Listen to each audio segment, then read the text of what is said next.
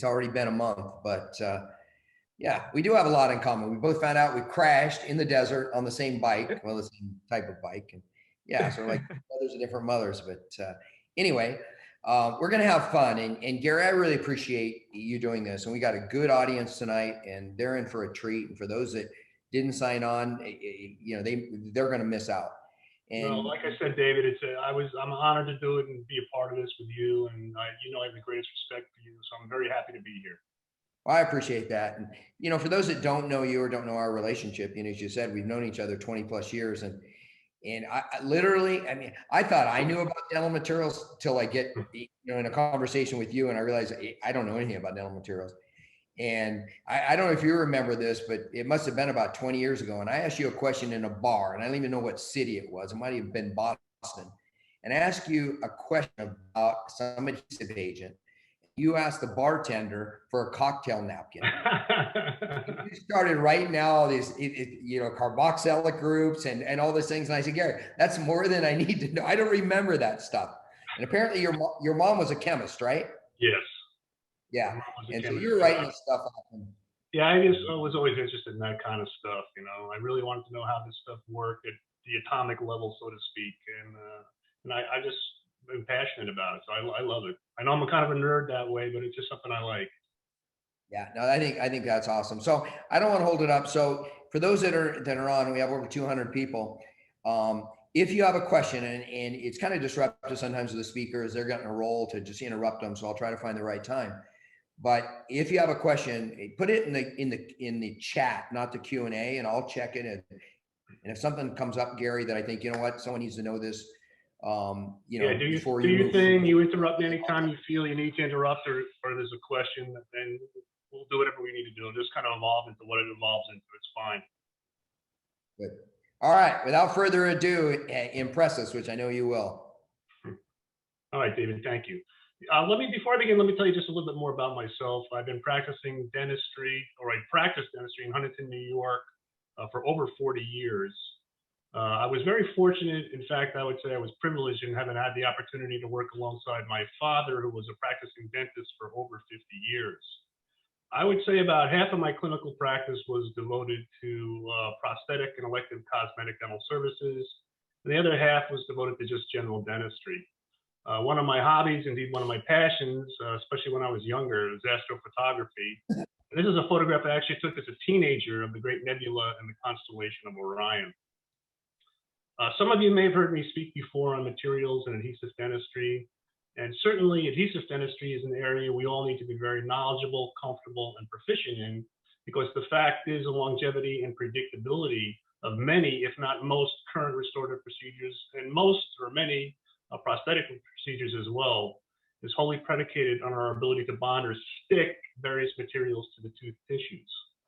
And I have been very fortunate in being able to work and research alongside many of the pioneers in this particular field.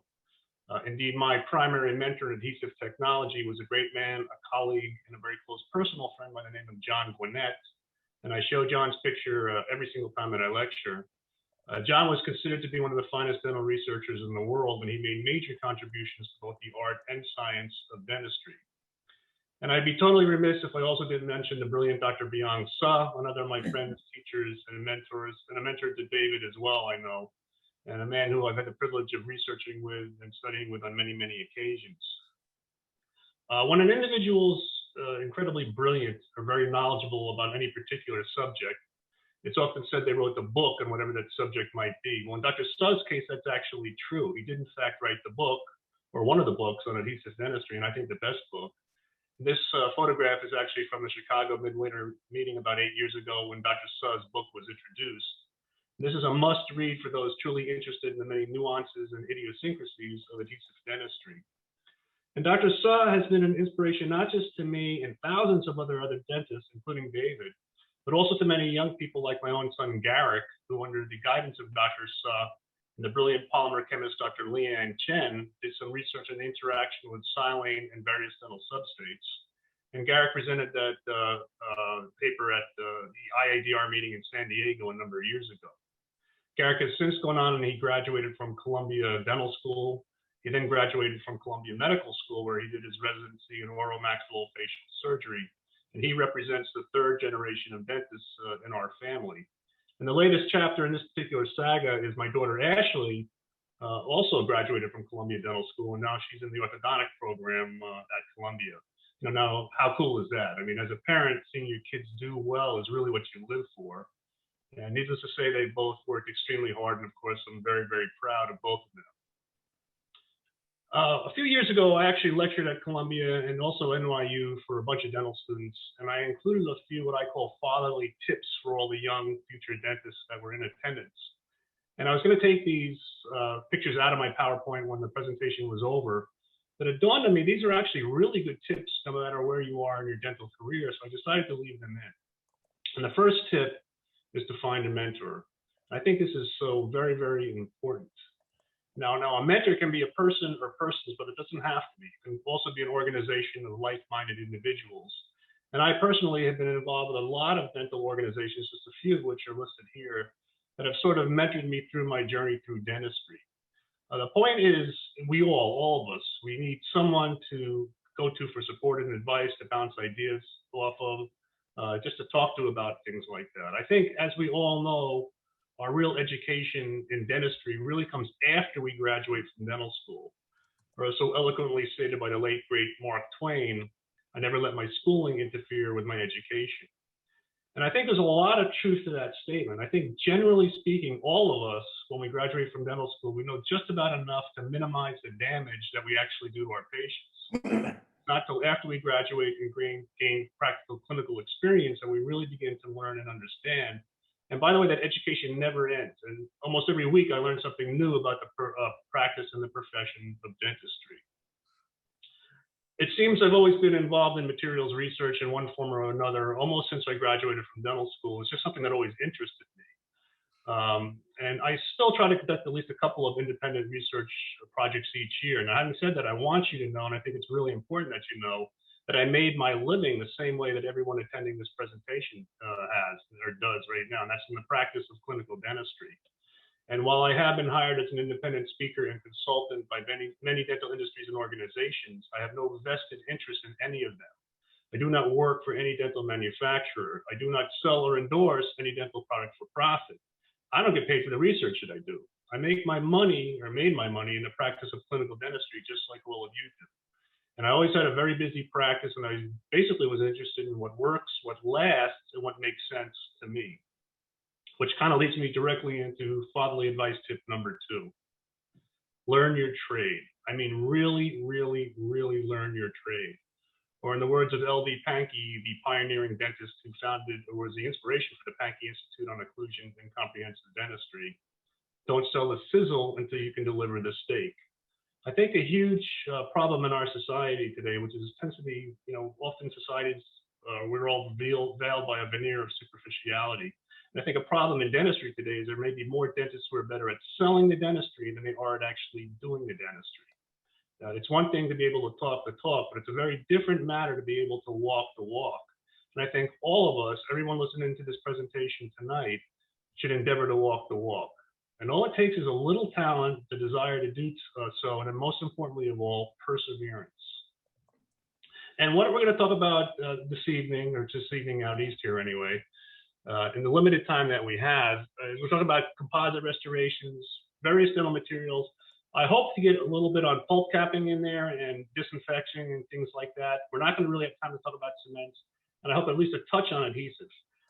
This is actually a 7-hour presentation, I was telling David earlier, and we have about an hour and a half or so to get everything out that I'm going to get out today. So we're not going to certainly be able to cover everything, but I hope to cover at least some of the salient points of composite and dental materials restorations. A lot of what we're going to be talking about today is the making of choices. And as dentists, we are making dozens, sometimes hundreds of treatment choices each and every day in our practices. And sometimes, just like a kid in a candy store, it's not easy knowing what to choose. And this is true whether we're doing a one-tooth composite restoration or a full mouth reconstruction. And while there might be a number of material choices and treatment modalities that will work for any particular case, our treatment decisions should be based on the best current available research, our own personal clinical experiences, the clinical experiences of others, and of course, the specific needs and requirements of our patients. In other words, our treatment choices should be evidence-based. And these are just some of the things that we need to consider when we're going to go ahead and place a direct composite restoration. I've always enjoyed this quote by Dr. Harold Lowe. The first time a restoration is placed in a tooth, the life of that tooth is changed forever. The point is, we owe it to our patients to think long and hard before deciding on a definitive restoration. And once a decision is made, we are obligated to be proficient at its implementation. And as patient demand for dentistry of this nature continues to increase, and I suspect that it will, and materials continue to improve, and I certainly hope that happens as well, it is incumbent on all of us to master the clinical skills necessary to deliver dentistry of this nature. And we have more choices than ever before in selecting a tooth-colored restorative material directly placed. We have the classic composites, which, as we all know, can be subdivided into macro-filled, micro-filled, hybrids, and now nano-filled composite materials, depending on the average fill or particle sizes. We have what I like to call the confused composites, which I think, basically for marketing purposes, have been given these rather exotic names like geomers and vitroids. We have compomers, which I am not a particular fan of, represented by products such as Dirac and Compoglass. And of course, resin-modified glass ionomer and glass ionomer restoratives with some representative products shown here. And whatever material is selected, the actual linkage between the tooth tissues and that restorative material is, of course, mediated through the use of dentin adhesives. And dentin adhesives really do make all the magic happen. Now, the one caveat to that is glass ionomer and resin-modified glass ionomer restoratives, which typically don't require a separate dentin bonding agent, but most, not all, but most do require a dentin treatment with a polyacid conditioner or primer of some type. And with this virtual explosion of tooth-colored materials, and I haven't even touched on indirect materials, just a few of which are mentioned here, and that's a whole other lecture. But with all these tooth-colored materials to choose from, we might ask, where does this leave amalgam as a viable restorative? And if you want to start a heated debate amongst a group of dentists, then certainly this is one of the subjects to broach. And I have heard very reasonable and intelligent individuals argue quite passionately and convincingly on both sides of this particular issue. There's a study some of you may have seen that was published in JADA not long ago, entitled, you can't quite see the top of my screen here, Mercury Exposure in Association with Prevalence of Multiple Sclerosis and Hand Tremor amongst U.S. dentists. But this was a retrospective study that was done at the annual ADA meeting over a 24-year period, where they surveyed about 1,400 dentists. They gave them questionnaires asking them about hand tremor and multiple sclerosis. And these dentists also provided urine samples that were then tested for mercury levels.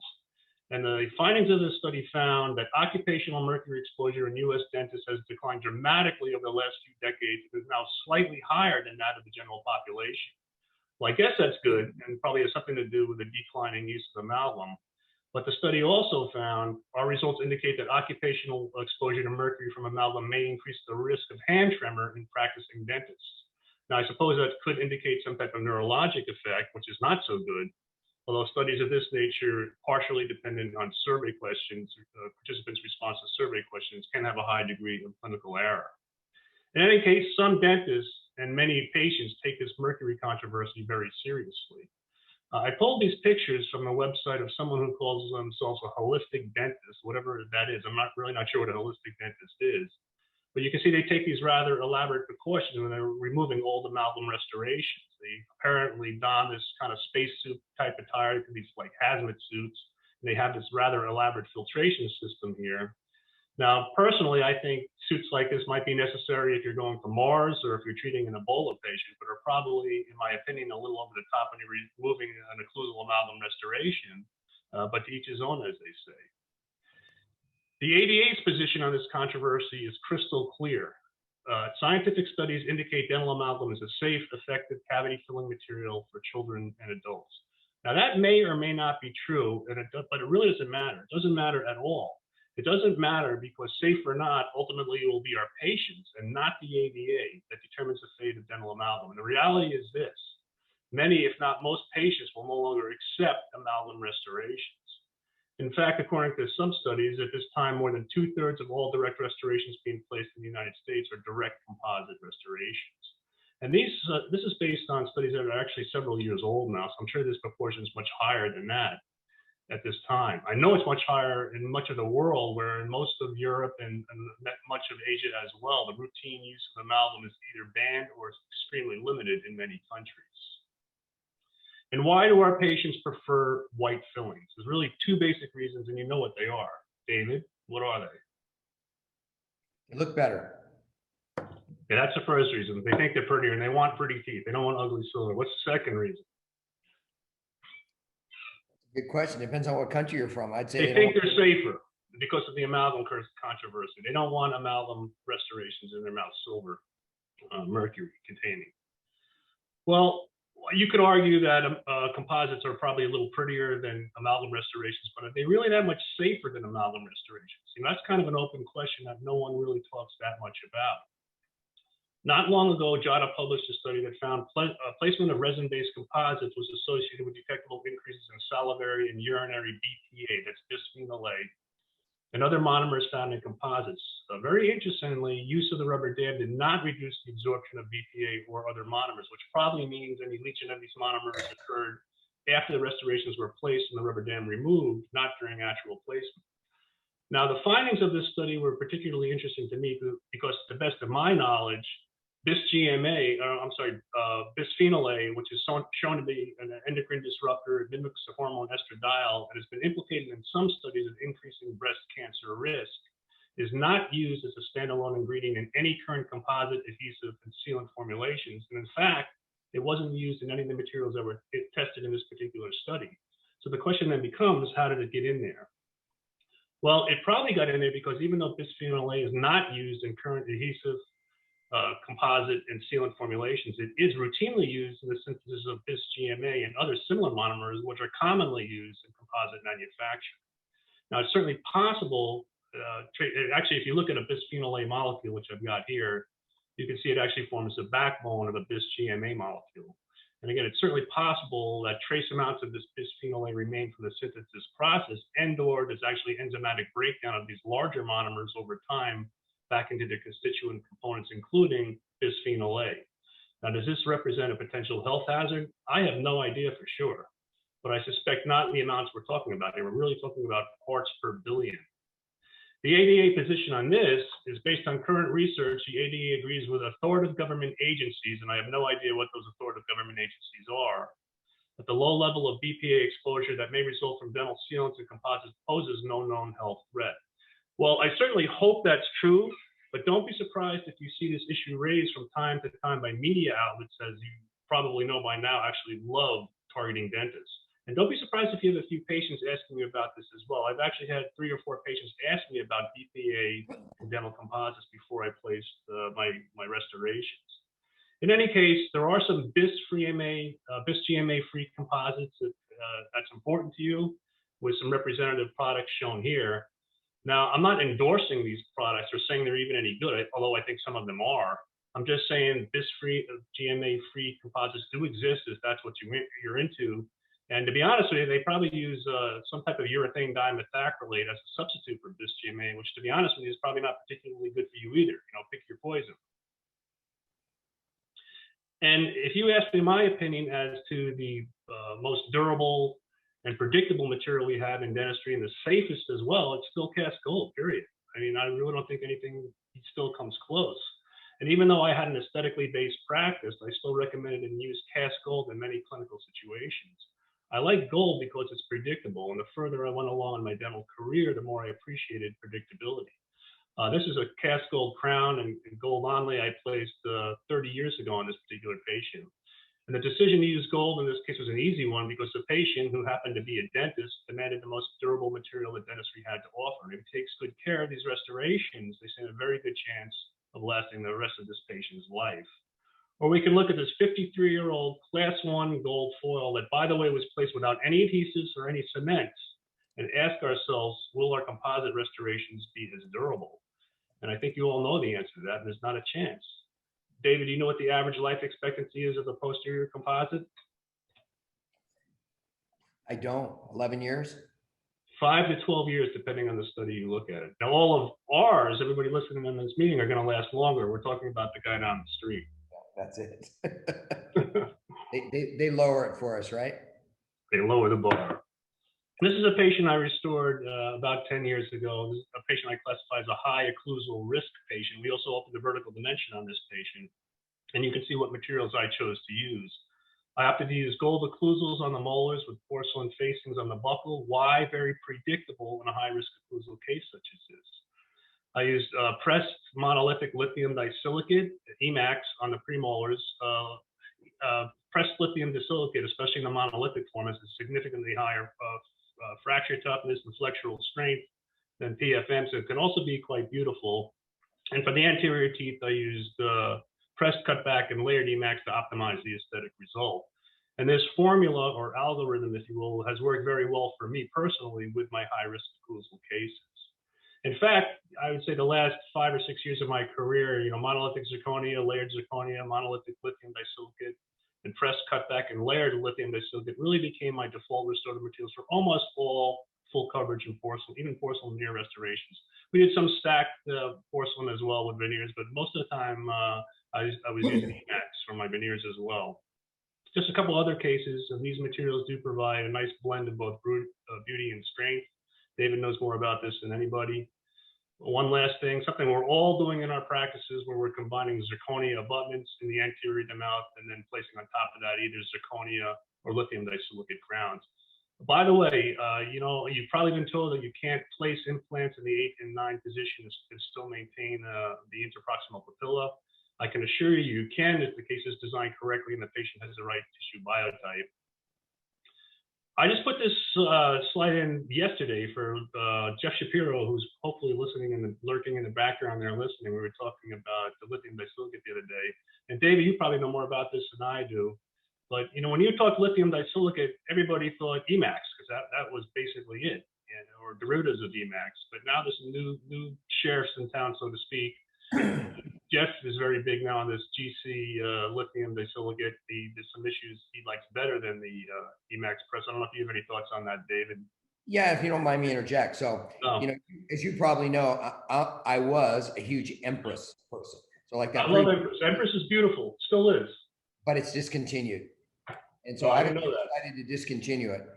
And so we're using Lisi, which is the GC, the one on our right. Right. We're using that as our default for all our anterior cases. And I will tell you that, the problem with EMAX, it'll gray out sometimes. In fact, you and I both use the only ceramist that I've ever met that can make EMAX look like Empress. I mean, Hakju, master. Right. But it can gray out on you, and it's kind of not predictable. And I'm sure you've had a case, and some of our doctors are listening, where it looks great on the model. You get to a mouth, and it's not B0. It's like a really bright C0. And what we found with the Lisi, it looks like Empress. So it has the strength that we see with EMAX, but it looks like Empress. And that's my go-to. We've been using it since June of last year on all our anterior cases. And we've been really Jeff Shapiro would agree with you, because that's what he's using now as well. So it's a good little pearl for everyone listening. I think EMAX is great. I used it for a long time. If you want to try something different, you can try the Lisi. My own spin on dental materials in general is this: there's really no panacea. I think there's a place for many restorative materials that we use in dentistry.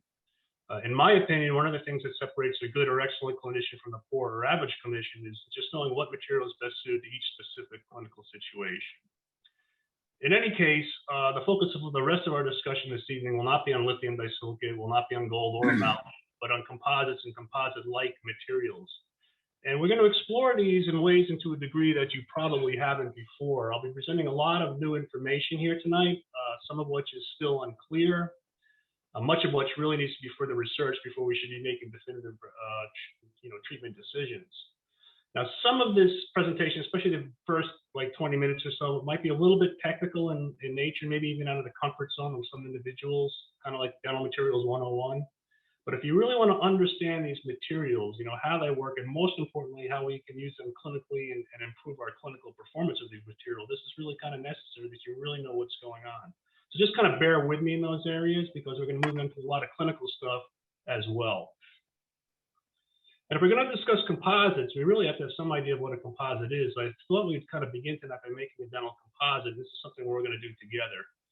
Well, to make a composite, we first need some resin. As a matter of fact, let's mix a blend of several different types of resins. We're going to kind of pour all these resins into a big cauldron or pot. And we're going to kind of stir it all up. And into this resin soup, we're going to add some inorganic filler particles, ground up sand and glass, if you will. So we're going to kind of grind this glass to a very fine powder. We're going to pour that into our resin soup and kind of stir that together.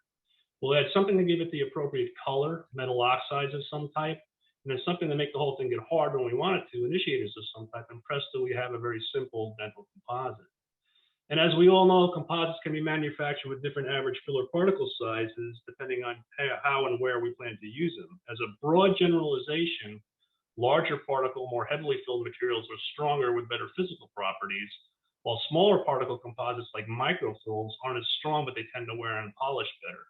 Nano composites, which represent the latest evolution in composite technology, are designed, at least in theory, to still have optimal physical properties, but at the same time still be highly polishable and hopefully hold that polish over time. A couple things for you to think about. Microfill composites tend to lighten after you light polymerize them. Hybrids tend to darken a little bit, and nanohybrids composites generally have the least color change. And indeed, if we look at a material like Durafil, which is one of the oldest and still one of the prettiest composites in the marketplace today, and a true microfill, you can see it's about a 2-shade difference between the cured state and between the cured state and the uncured state. That's why it's really important when you're doing an anterior restoration where color match is so important, that you take a little bit of the shade of the that you think you should be using for the case. You kind of put it on or next to the tooth that you're going to be restoring. You pat it down a little bit, shape it up a little bit, then light cure it so you can see it in its polymerized state. I've kind of pigeonholed some composite materials here into their various classification categories in this very busy slide. We can greatly simplify this as macrofills and macrohybrids have been largely phased out, now leaving us more or less with 3 classification categories. And while just about all manufacturers now have what they call nano composites, the only nano composites that I am aware of, by that I mean all the filler particles are in fact nanoparticles, are the ones you see listed here. Now, I'm not saying that's a good thing or a bad thing or that these composites are any better than these. It's just that what most manufacturers have now done is to take their pre-existing microhybrid, whatever that might be, modify it a little bit, throw in a bunch of nanoparticles, and now develop a new composite that they call a nanohybrid composites. All manufacturers want to have nano composites now because that's the marketing thing right now. That's an in thing. So they have these nano composites. But most of them are actually just a combination of the pre-existing microhybrids that they had, combined with some nanoparticles that are thrown in. Nanotechnology was first described in 1959 by the Nobel Prize-winning physicist, brilliant guy, Richard Feynman, in a groundbreaking dissertation to the American Physical Society that he kind of whimsically entitled, "There's Plenty of Room at the Bottom." Now, unlike the ground glass particles that are typically used in composite manufacture, where large blocks of glass are kind of ground down into ever smaller and smaller pieces, typically through a milling process of some type, in that sense, created from the top down, nanoparticles, at least the nanoparticles that we use in dentistry, are created very differently. They're typically created through chemical processes, usually a sol-gel process of some type, where atoms and molecules are built up into larger but still incredibly small particles at the quantum level. In that sense, they're created from the bottom up, a very different approach. This is an SEM of a typical nanohybrid composite, in this case, Herculite Ultra, which is a very nice material. And we can see this large conventionally ground glass particle mixed in with a bunch of very small nanoparticles. We can contrast that with a true nanocomposite, again, meaning all the filler particles are not, in fact, nanoparticles, something like Filtex Supreme Ultra, very nice material, one of the composites I was using most often in my practice. In the case of Filtex Supreme Ultra, these nanoparticles are created through a sol-gel process. Some of them are silanated. Some of them are mixed with zirconia nanoparticles, and then through an agglomeration process formed into what they call nanoclusters. These nanoclusters are then mixed with various resins.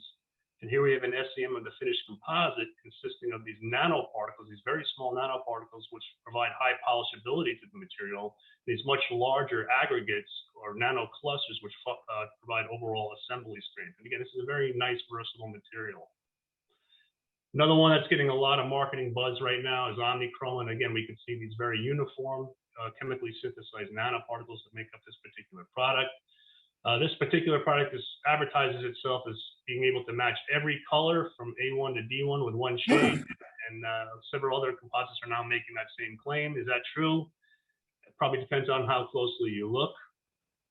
The fact is, almost all composites in the marketplace still contain significant amounts of ground glass in their formulations. And here's some representative products that you see here. And this is typically what some of these filler particles look like, these ground glass particles. They're typically made of silicate glasses of some type. Barium silicate is particularly popular today because it's relatively easy to produce. It has good physical properties, and it has a nice radio opacity, so you can see it very easily on an X-ray. But strontium glass, lithium glass, zirconia glass, yttria glass, or other silicate glasses commonly employed as fillers in composite manufacture. But if you look at all these filler particles, essentially they look like a bunch of little rocks or pebbles. We now need something to hold all of these little rocks and pebbles together, and of course we hold them together with resins. And virtually all composites in the marketplace today still use either bis-GMA, which was synthesized way back in 1962 by Raphael Bowen, or urethane dimethacrylate as their primary resins, or sometimes slight variations of these. These are very thick and viscous resins that are typically thinned out with lower molecular weight resins like Tegma, triethylene glycol dimethacrylate, and other proprietary resins. Methyl methacrylate, which is not used in composite manufacture, is just simply shown here as a basis of comparison. Two things you need to be aware of regarding all composites that we use in dentistry today is one, during polymerization, they all shrink to some degree, and as polymers, they all absorb water to some degree. Neither of these are desirable physical properties and contribute to many of the problems that are often associated with direct composite restorations. In fact, in control of shrinkage, and more importantly, shrinkage stress, and the problems associated with shrinkage stress, some of which are depicted in this illustration, has driven the composite marketplace to the development of so-called low shrinkage composite materials. I suspect most dentists and most of you listening here tonight are really not aware of the potential ramifications of composite shrinkage. And more important than composite shrinkage is what's called composite shrinkage stress. And to illustrate that, we're going to do a very simple experiment. We're going to take a Septicane carpule. We're going to take out the rubber stopper, drain all the fluid out. We're going to cut it with a disc. We're going to round off the little edges here so we don't cut our fingers. And basically, we're creating a glass cylinder. And we're going to fill this glass cylinder as densely as we can with composite. Any composite you want to pick, you can do this. But basically, we're creating a class 1 composite. So we have an open-ended glass cylinder fabricated from a section Arctic tops carpule filled with unpolymerized composite. We didn't do any bonding agent or anything like that. We just filled it with composite. Now we're going to float a little Caries detecting solution on the top of that. We're going to leave it alone for 3 minutes. After 3 minutes, what do you see? Not much of anything. There's little or no dye penetration. We'll take that same sample and we're going to polymerize it from both sides simultaneously with a highest probably 1,000 milliwatts per centimeter squared for 20 seconds. What do you think will happen, David? Well, it's going to leak down the walls. As soon as you take the lights away, this is what you see. And it happens instantly.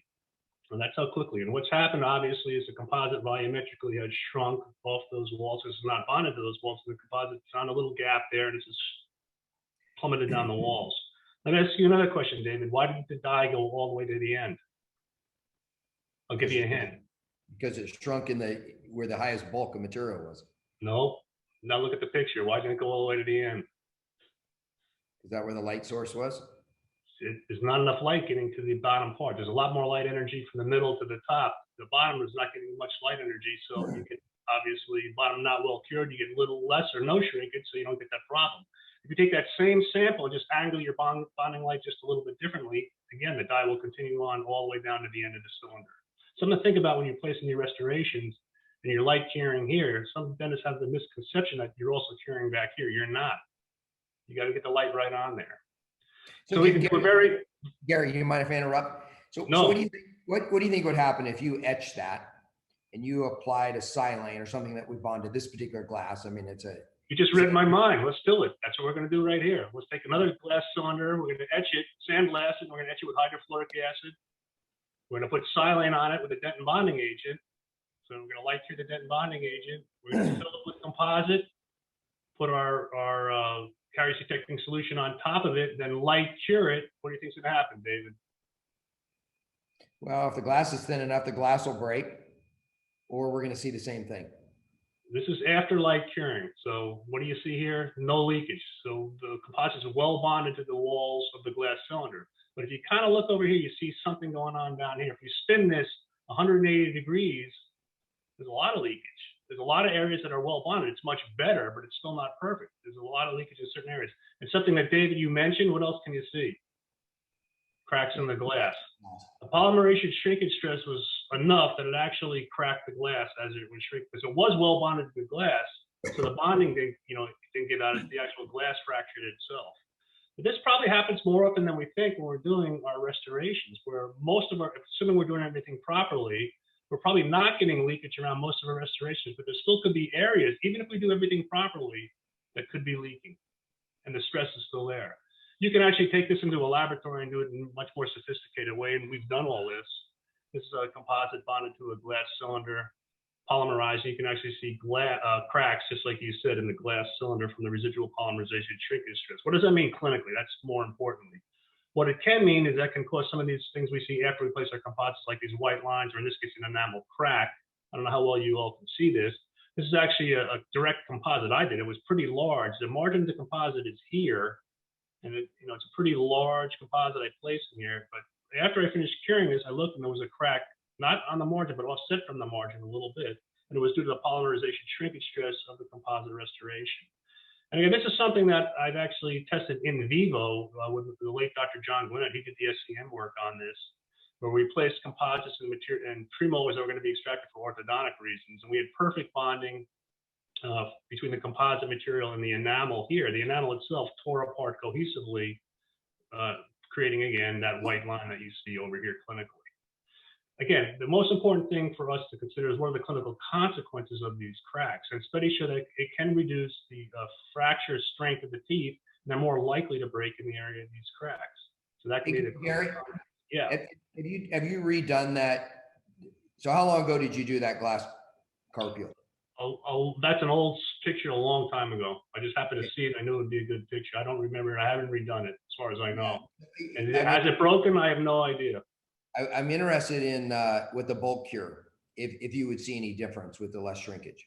I talk a lot about bulk cure. I don't think we're going to get to that today, but bring that up again at the end because I want to revisit that, okay? Okay, good. Jack Farrakhan wrote a great paper, Polymerization Stress is Clinically Meaningful. I'll just read the conclusion. Clear evidence of problems in vitro due to polymerization shrinkage stress. In vivo problems related to shrinkage stress are less clear, but based on in vitro studies are clinically relevant. So what this means, we need to do whatever we can to attenuate shrinkage stress of our composites. And there are certain things we can do that help, and we'll talk about some of those. This video, I think, we'll play. This is, I met Dr. Alirez Sadar at the International Association of Adhesive Dentistry meeting in Orlando a few years ago. And he developed a new study, a new way to look at things called optical coherence tomography. And it observes the kinetics of polymerization in real time. And I'll just show you this one video if we can play it. This is a flowable restorative material. This is a cannula. Dentin bonding agent's been placed. He's placing it in here, bulk filling it. Now he's starting to cure this. And if you see the top of the little handy, you can see this white line that's developing at the floor of the restoration. That's a space or a gap that has developed at the floor of this restoration. So the shrinkage stress of the composite has overcome the bond strength of the adhesive that was used, and the composite literally pulled off the floor of the restoration. And that happens more often than you think. It can happen on the floor, as you see here, or it can happen on the walls. This is, I have a lot of good movies that unfortunately I can't play. I was going to show you a couple more of those that are even better than that, much better and much more clear, but it's not going to happen. I wish we could. But trust me, even with good dentin bonding agents like Scotch Bond Universal, which is one of the better ones out there, you can still have gaps at the floor or on the walls of your restoration because of polymerization shrinkage and shrinkage stress. In any case, we now do have a lot of low shrink composite materials in the marketplace, somewhere around 2% or even less in terms of volumetric shrinkage. But I want you all to be very careful. I actually read this advertisement about 2 or 3 years ago. Our new composite has minimal shrinkage and therefore generates less shrinkage stress than the other top brands. I saw that advertisement and I'm thinking, okay, well, that sounds good. Maybe we should all go out and buy some of that. But be very, very careful as dentists, because low shrinkage in a composite does not necessarily mean less stress is being transferred to the adhesive interface. Photopolymerization is complex and many other factors, just some of which I've listed here, determine how much shrinkage stress is transferred to the adhesive interface, not just how much a composite shrinks. It's very possible to have a composite that shrinks a lot more or less than another, or more than another, but still have less shrinkage stress. As an example, I want to give you some volumetric shrinkage values for some composite materials. These are all flowables here on the right, and these are all more heavily filled restorative composites here on the left. I'll ask you guys a question again, and David, the question is to you. Why do flowables generally shrink more than their more heavily filled cousins? Because there's more resin. Right, exactly right. The filler particles don't shrink, it's the resin that shrinks. So all other factors being equal, the more resin relative to the filler particles, the greater the shrinkage. Another question to ask is this: which one of these composites here on the left shrinks the most or induces the most shrinkage stress during polymerization? So in other words, let's say we cut a standardized occlusal class 1, the depth is the same and the dimensions are all the same, and we fill it with the exact same composite. We use the same bonding agent, the same cure light, and cure those. Which one of these composites, as it shrinks, will generate the most stress at the adhesive interface? What would you guess? Most people would say solitary because it shrinks the most. And the answer is Z100, and it's not even close. Now, how can the composite that shrinks the least induce the most stress? It's because of what I said before. It's not just how much a composite shrinks, it's many other factors to consider. In the case of Z100, it's largely due to modulus. It's a very stiff material. It's got very little give to it. And because it's got no give, it can't help dissipate shrinkage stress forces as it contracts. If you have a pencil or a pen, I don't know how you can see this, but if I've got a pen here and it's made out of rubber and it bends very easily, that's a low modulus material. If it's made out of solid steel, I can't bend it at all. It's a very high modulus material. The higher the modulus of the material, the greater the stress. Now, Z100 also polymerizes very fast and may not allow enough time for something called a flow relaxation, which hopefully we'll talk about a little bit about later. So I advise everyone listening to me tonight is to be skeptical of manufacturers' claims regarding shrinkage stress. And by the way, there's a very easy way to make any composite a low-stress composite. Do you know how to do that? If all you want to give me $20, I'll come into your office tomorrow. Whatever composite you're using, I don't care which one it is, I can turn it into a low shrinkage stress composite. You know how I can do that, David? You reduce the volume. No, I just don't cure it very well. I'm being serious. The degree of polymerization conversion will have a direct effect on polymerization shrinkage stress. So when looking at reported shrinkage stress values, it is also important to ask what is the degree of conversion. So a manufacturer might tell you, yeah, we have this low shrinkage stress composite, and they might be telling you the truth, but it might be because the reason it's low shrinkage stress is it doesn't cure worth a damn. There's basically a linear relationship between stress and degree of conversion. And what's better or worse for that matter? Is it better to have a composite that's highly converted out here, but has a lot of shrinkage stress, or a composite with low shrinkage stress that's not converted very well at all? You know, pick your poison. Ideally, you want to have a composite that's got low shrinkage stress and a high degree of conversion. So we want a line that's out like this. Okay, David, I'm going to give you a minute to copy this down. The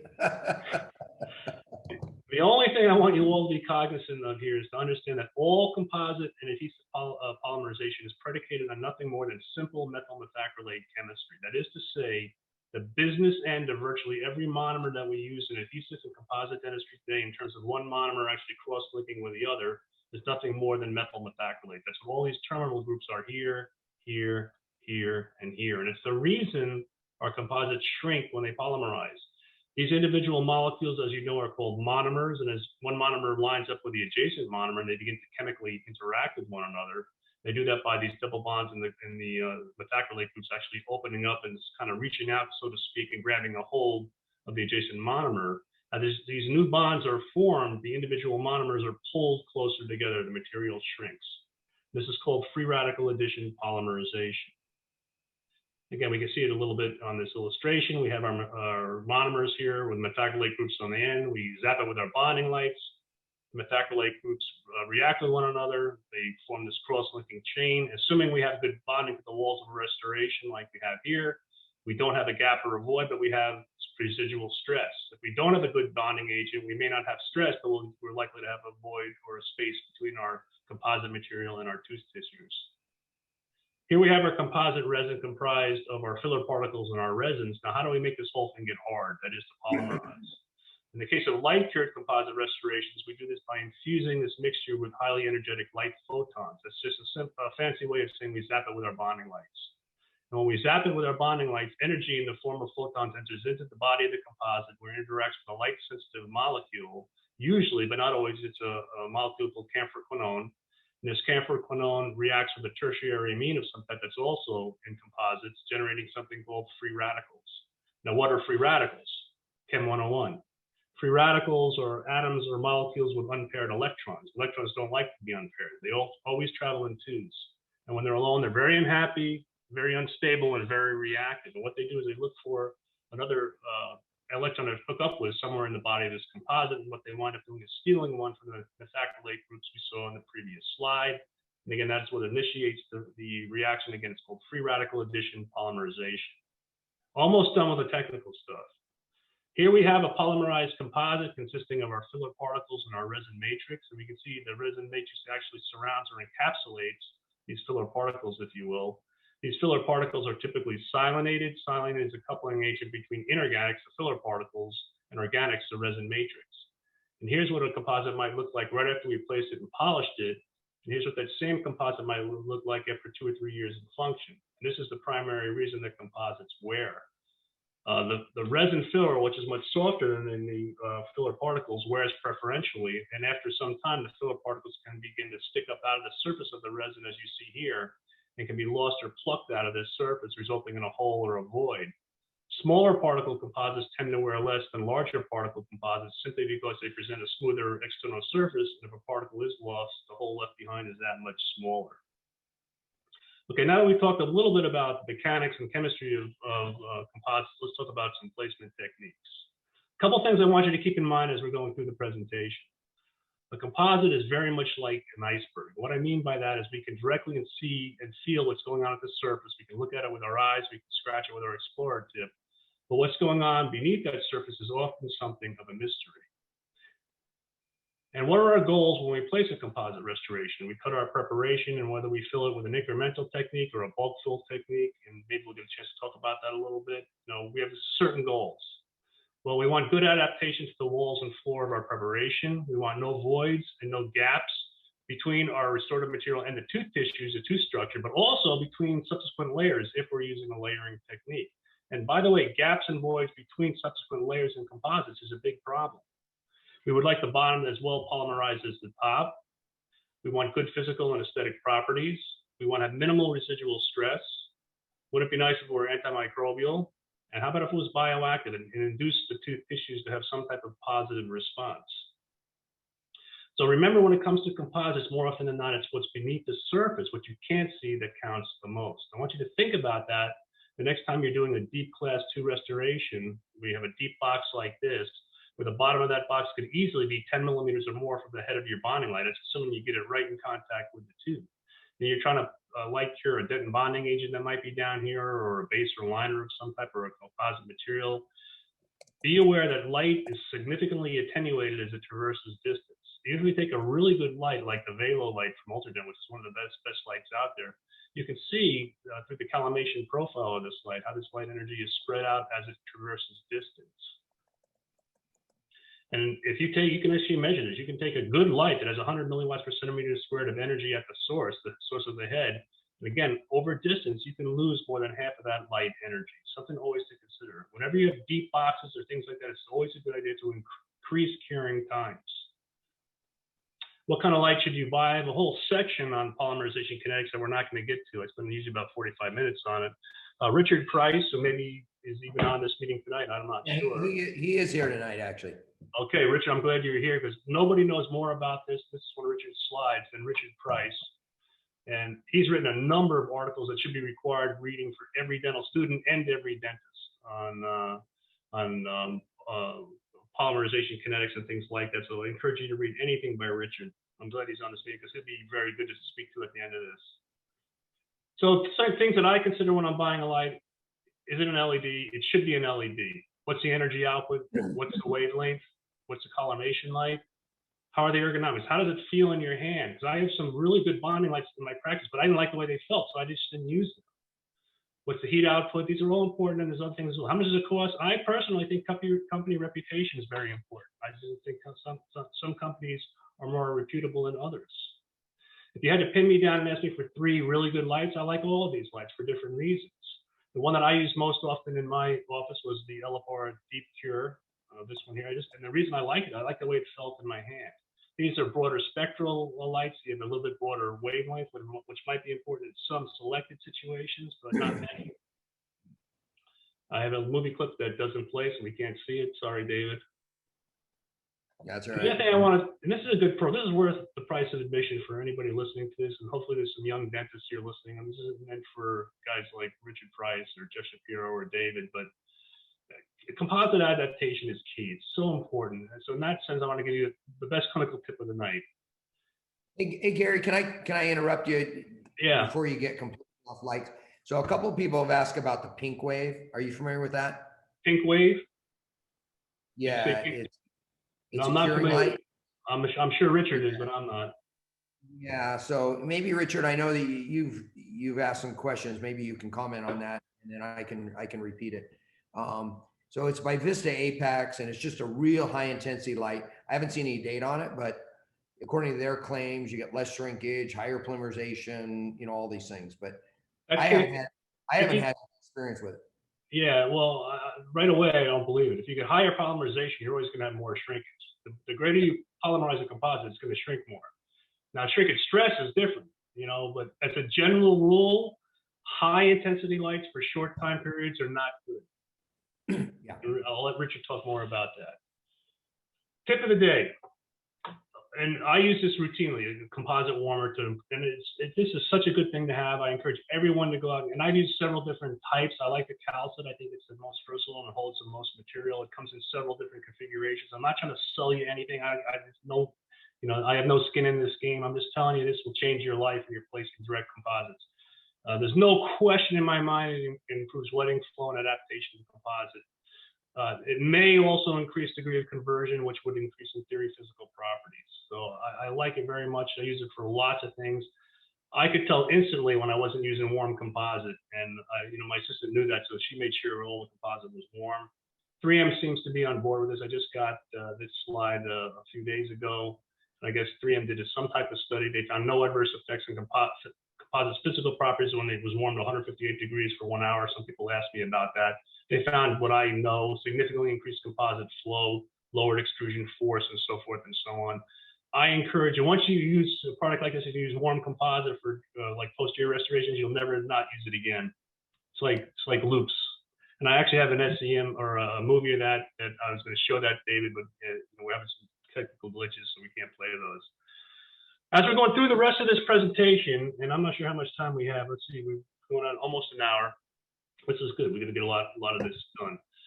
I want you to kind of think of composites as the way that my mentor, my primary mentor, Dr. John Gwinnett, he would tell me this again and again and again. That's to think of a bonded composite as a chain. That is a series of links that taken together form a bonded assembly.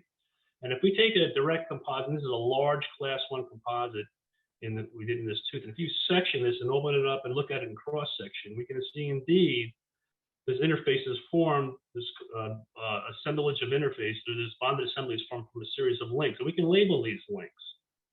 And the durability and long-term clinical expectations of our bonded restorations really depend on how well these links are held together. And like a chain, very much like a chain, our composite restorations are only as strong as our weakest link. And we're going to talk hopefully a little bit how we can strengthen some of the weak links in this train. What are the goals? One of our goals is to create a durable, integrated bonded assembly that is well sealed at the tooth tissue interface via infiltrated adhesives. I just want to mention isolation. This should be intuitive, but let's just hit it again anyway. You know, isolation is certainly important when you're doing any bonded procedure, but it's absolutely essential, you know, when you're doing any type of adhesive procedure. And matter of fact, if you can't isolate the area well, that's a contraindication for doing a bonded procedure. I think rubber dam is best, but objectates are great for the anterior of the mouth. Isolites are great if you get used to using them. There's some other things as well. The point is you need to control that working field. So very important. I also want to mention magnification. Again, this should be self-evident. I do not believe it's possible to do excellent dentistry without magnification. I think it's very difficult to even do good dentistry without magnification. I myself would be reluctant to go to a dentist that did not wear loops. The one thing I don't like about CAD CAM, David, is it blows up the thing so large you can see every mistake you ever made.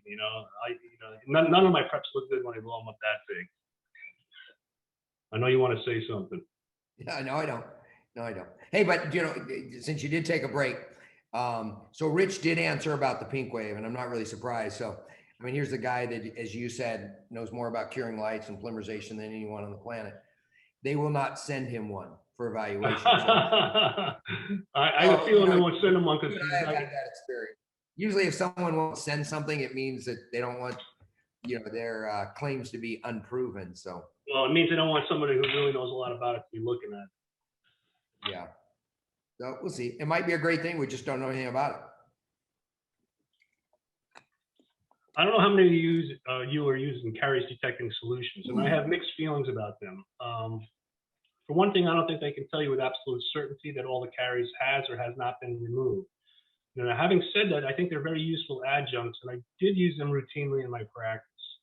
They are all basically the same chemistry, and that's propylene glycol in combination with various dye solutions. And the idea behind these things is you clean out what you think you got all decay, you place some of this solution in there, you let it dwell for 20 seconds or so, you rinse it out. And in theory, it only stains the infected dentin, the denatured collagen of the infected dentin. That is dentin that is demineralized, is full of bacteria, and that's irreparably damaged. And in theory, it doesn't stain the affected dentin. That is dentin that is also demineralized, but is bacteria-free and has the capability or capacity for remineralization. Does that work all the time? Probably not, but it's, I think, a useful adjunct. Now, I know it's commonly taught, by the way, that it's okay to bond to caries affected dentin, but I think we really need to be careful about that. Because one thing I can tell you with absolute certainty is that you can't bond as well to caries affected dentin as you can to normal dentin. And there's been lots of studies to show that. I just cited one here. All these were universal adhesives. So all three adhesives tested showed lower bond strength to caries affected dentin. And you'll see that no matter what you test. That kind of brings up a question when you're removing caries. At what point do you stop? When is enough enough? And that's something we could have a whole discussion on for an hour and get 100 different opinions on that. And when I was doing my clinical dentistry, we used a lot of carbides and slow speeds in conjunction with hand instrumentation. And you go by how it feels and so forth. They have these supposedly self-limiting ceramic burrs you can use, where the burr, in theory, only takes away the infected dentin and leaves the affected dentin behind. Does it work all the time? Probably not. And then there's some who advocate the sealing in of active dental caries. This is kind of big over in Europe, especially. I'm not real big on this with the permanent dentition. I can see it used personally in some cases on deciduous teeth, but not something I'm completely comfortable with. This is what I know for sure. I know for sure you cannot bond well to caries affected dentin, and there's virtually no bond at all to caries infected dentin. So here's, my feeling. If you know you're dealing with caries affected or caries infected dentin, I recommend you first use an antimicrobial solution, and hopefully we'll have time to talk about that. There's lots of things we can use. Then I would follow that by some type of base or liner before I used a dentin bonding agent. It makes no sense to me to put a dentin bonding agent on something I can't bond very well to. I'd rather cover it up with something first and then come back and use my dentin bonding agent and follow it with my composite. Now, if I'm dealing with virgin dentin, that's fine. Then I guess you don't necessarily have to put anything on top of it except the bonding agent and the composite. It comes down to choices, what I talked about before. So at some point, we as clinicians, we're going to have a restoration that we've cleaned it out. It's going to look something like this. Now we're going to restore it. We all have these choices to make. And what are we going to do? Are we going to use a total etch system? Are we going to use a self-etching system? Are we going to use one of the new universal systems? Are we going to use a resin-modified glass ionomer or a glass ionomer liner or flowable prior to or in conjunction with one of these? What about these new bioactive materials? It's hard to know exactly what to do and what's best. And I'm going to, again, give you choices. This is a case that I did, and I cleaned out, she had distal caries on this premolar. I cleaned out the caries. I was down to what I thought was good solid dentin. It was really deep, not exposed, but pretty close to the pulp, reasonably close. Now, how are you going to restore this?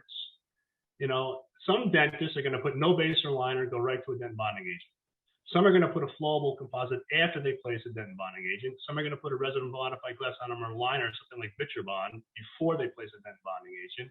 Some might use a glass ionomer base, something like Fuji 9. Some might place a bioactive material out there. There's a lot we could choose from in that regard. Some dentists still might be using Dical. I don't know. Dentists now, more and more dentists are starting to use silver diamine fluoride as an antimicrobial. How about some other antimicrobial solution? And if so, what and when do you, and the protocol do you use it? And do you use incremental or bulk fill? So which one of these do we use, knowing, and this is true, all of these choices have the potential to work, and they all have the potential to fail. If you ask me to write an article, either supporting or detracting from any of these techniques, I could do it. It would be a good article, no matter how I wrote it. So it's not that clear, you know, it really is not. And then when are we better off going with an indirect restoration? You know, when do we make that call? You know, we can look at something like this, and you know, which is pretty large, and I've seen amalgams done like this that have lasted for 50 years that my father did. You know, you put a pin in here, and those things are good to go. So it depends. I think a lot of people would argue this is best done as an indirect restoration. They might be right. What if the patient can't afford an indirect restoration? So there's all these variables. A lot of questions. When placing a direct composite, studies show that most dentists, many, if not most dentists, do place either a flowable composite or a liner of some type. And in 2016, it was about 70% according to 3MSP. Might not be that high now. I think less and less people are starting to use liners. The difference is if you use a resin-modified glass ionomer liner, that is placed before a dentin bonding agent. A flowable composite is placed after a dentin bonding agent. You know, why use these low viscosity liners? I can give you a couple of good reasons. One good reason might be because you do have caries affected dentin in place and you can't bond to it very well. I think that's a good place to use it. Another place, if you have a preparation like this, and when we look at our preparations, even with our loupes, they look smooth. But if you took that tooth out and put it under a light microscope, you'd see it's not so smooth. There's lots of divots and imperfections and holes and voids at the floor and on the walls. I'm not so sure if we now take a more heavily filled composite material and we try to tamp it into there, you can actually fill in all those little spaces, voids, and gaps and divots. Now, if you heat the composite, I think that'll be a lot better, but very often dentists don't have that. So it kind of makes sense to me, the best way to wet that surface is to use some type of low viscosity liner or of some type. There's lots of things that can be used out there. Some of these are self-adhesive and have good sealing abilities. Some are antimicrobial, some release fluoride. Some stimulate reparative dentin, therefore are, quote, bioactive. Another good reason for using some of these materials gets back to this modulus of elasticity, how dissipating stress. When I graduated from dental school, which was a long time ago in 1981, I used to watch the Boston Celtics. I was at Tufts, and I loved watching on Fridays. They'd have all the highlights from their various games around the country. And they would always have guys going up for these monster dunks, and they dunk the ball, and the backboard would shatter into a million pieces. Now, you don't see that anymore. Very rarely do you see that. And it got probably expensive. So what they kind of sort of did, what you should have done sooner, is they sandwiched some type of spring mechanism between a plexiglass backboard and a steel rim. In a sense, they put a low modulus material between two high modulus materials, and in effect created a stress breaker. So now these guys can go up there and they can just hang on those rims and they don't break the backboard. So again, basically they sandwiched this low modulus material between two high modulus materials to dissipate stress. There are some studies that show by using some of these flowable composites, for instance, that because they're low modulus materials, to some degree we can dissipate some of these stresses that normally might be transferred to the adhesive interface. And there are some studies that show that there is some validity to this. When using a flowable composite, you should place a thin lower layer of the flowable composite after a dentin bonding agent is placed, covering the floors and the walls of the preparation. You should cure it at least 20 seconds, because it tends to be in the deep layers. Deep layers take longer to cure. Flowables have different flow characteristics, physical and chemical properties. Some flow better than others. Some have very good physical properties. Some have very poor physical properties. Some flowable composites show promise as top to bottom restorative materials. Genial flow is one of those. It's got very good physical properties. It's got a lot of shrinkage volumetrically, 3.4%. And because it's such low modules, it has low shrinkage stress. Very heavily filled for a composite by weight. This actually probably be good to use to bond in porcelain veneers. But there's been studies out that showed similar clinical performance after 2 years in class 1 restorations when compared with traditional nanohybrid composites. And now they have 3 years on that same study. So what that means is I think a product like this would be good to use or okay to use in small class 1, small class 5s. And there's a few flowables that fit into that category. This is a case that I did, a patient with severe erosive lesions, 19 and 30, some type of chemical erosion. If I move them a little closer, we just isolated this with a dam. I haven't drilled on this at all. You can see the extent of this chemical erosion, just this smooth surface. Tooth was not sensitive at all. Now, this is not normal dentin. Even though it's not carious, you want to bond to it, you got to do something to it to raise the surface energy and clean it up. That means you either have to microparticle abrade it, which is what I'm going to do, or you have to roughen it with a burr of some type if you don't have that. But what I do, and what all you listening, I think should have a sandblaster that you can use intraorally. I think it's something that's necessary. So I'll just take that. Again, there's no caries in there that I'm cleaning. I'm just sandblasting this surface to freshen that surface, keep the good solid dentin. Then I'm just going to etch that total etch. I'm going to use a universal system, in this case, all bond universal. Several coats with agitation. All these universal systems should be agitated for a minimum of 20 seconds thoroughly, and you're going to thoroughly dry this. You want to dry this longer than the manufacturer tells you to do that, and to cure it for a minimum of 10 seconds. And actually, in a thing like this, I probably would do 10 seconds on the mesial and 10 seconds on the distal. Now I'm going to go ahead and apply my flowable, the Geneo flow in this case. This is a final restoration prior to occlusal adjustment. We can't adjust the occlusion with a rubber dam on. We'll take that off. This is a 4-year follow-up on that case. And I saw that 5 years, it held up very well, for a flowable composite, so it's kind of good in a situation like that. Sealants. I'm going to talk about sealants. I love talking about sealants. David likes to talk about flow mouth reconstructions. I like to talk about sealants. Sealants basically are low viscosity flowables. That's all they are. So when you have a situation like this, again, clinical decisions: do we restore this or do we seal it? And you talk to 10 different dentists, you might get 10 different answers. What do you base that on? Tactile evaluation. How does it feel with your Explorer? How does it look to you visually? Do you see something on the radiographs?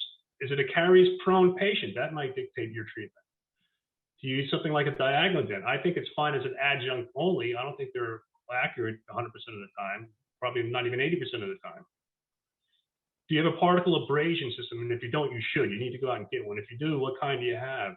If you don't have that, then you could do maybe like a fissurotomy and open up these grooves a little. And your clinical experiences with similar cases, what works for you? Well, I'd like to share with you, in my opinion, the best way to do a pit and fissure sealant by far.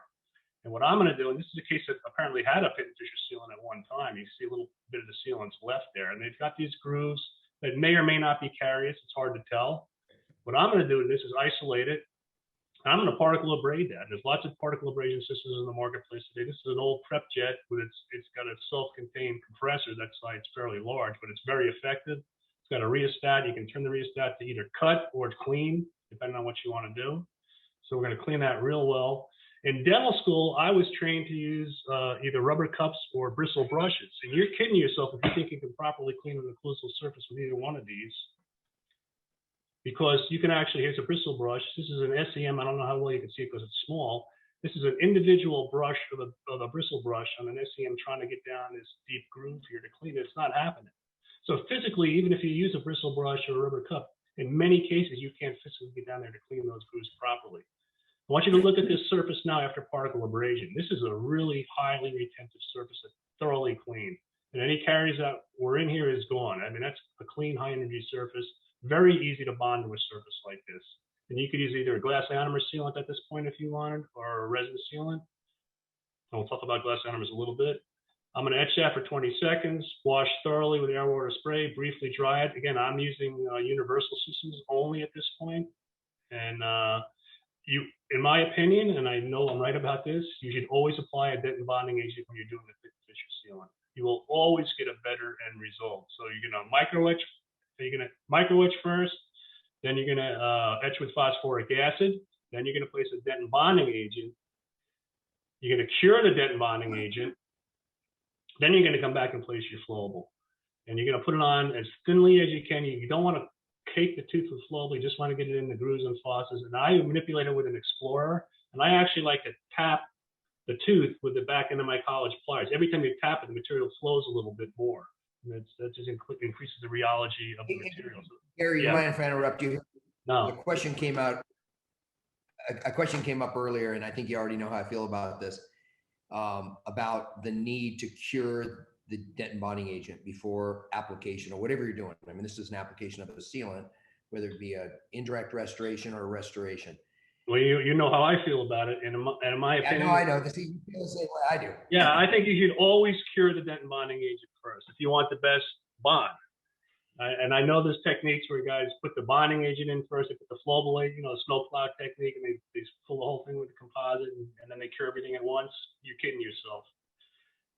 Adhesive dentistry is meticulous. To do good adhesive dentistry, you have to be very meticulous. You have to take your time. And take your time, do it the right way, and charge $10 more at the end. Yeah. Well, I think I told you this when we were down at Scottsdale at the ASDA, but I was at Ultradent several years ago, and we did Dentin bond stays. We did 100 samples, so a lot of samples, using everything imaginable. They were all total edge systems. When we didn't cure before we applied the composite, across the board, we lost 50% of our bond strength across the board. Yeah, other people have done that study as well, and I know there's a few dentists, and some of them are opinion leaders, that advocated just what I said, where you put the bonding agent down first, and the ones I'm thinking about, they actually put flowable on top of that, didn't cure that either. Then they put the composite and everything, cured everything all at once. Absolutely the wrong way to do it. And that's where I disagree with Scotch Bond, their universal bond, where they say don't cure the bonding agent before placing indirect. I mean, I totally disagree with that. On the veneer you're talking about. Any indirect. Yeah, they changed that because originally they did have you cure it on an indirect restoration, as I recall. But they may have changed that. I don't know. Well, I think they may also be contingent on if you're using the product with one of their cements, in which case you may not have to cure it because they have a dual cure activator built in with the cement. So that we got to check on that. Well, I think the problem they encountered air drying bonding agent enough, and they couldn't seat the restoration. Right, they could have been right, and you really have to blow that stuff off. And some adhesives are more forgiving in that regard than others. But yes, for an indirect restoration, I mean, I put in tons of veneers just like you have. I was using mostly all-on universal, and I would put it on there, and you really blow it really well, really thin. And I usually would light cure it, yes. Yeah. So then you're going to light cure your sealant. And here's the finished thing. Now, is this really a sealant at this point or a restoration? It's kind of a hybrid. But if you do a sealant like that and can isolate the tooth that well, that sealant's going to last a long, long, long, long time. Now, if you have a screaming kid in the chair, I know it's difficult to do that. You might have to do something a little different. But again, just let me summarize that. Isolate the tooth or teeth being sealed.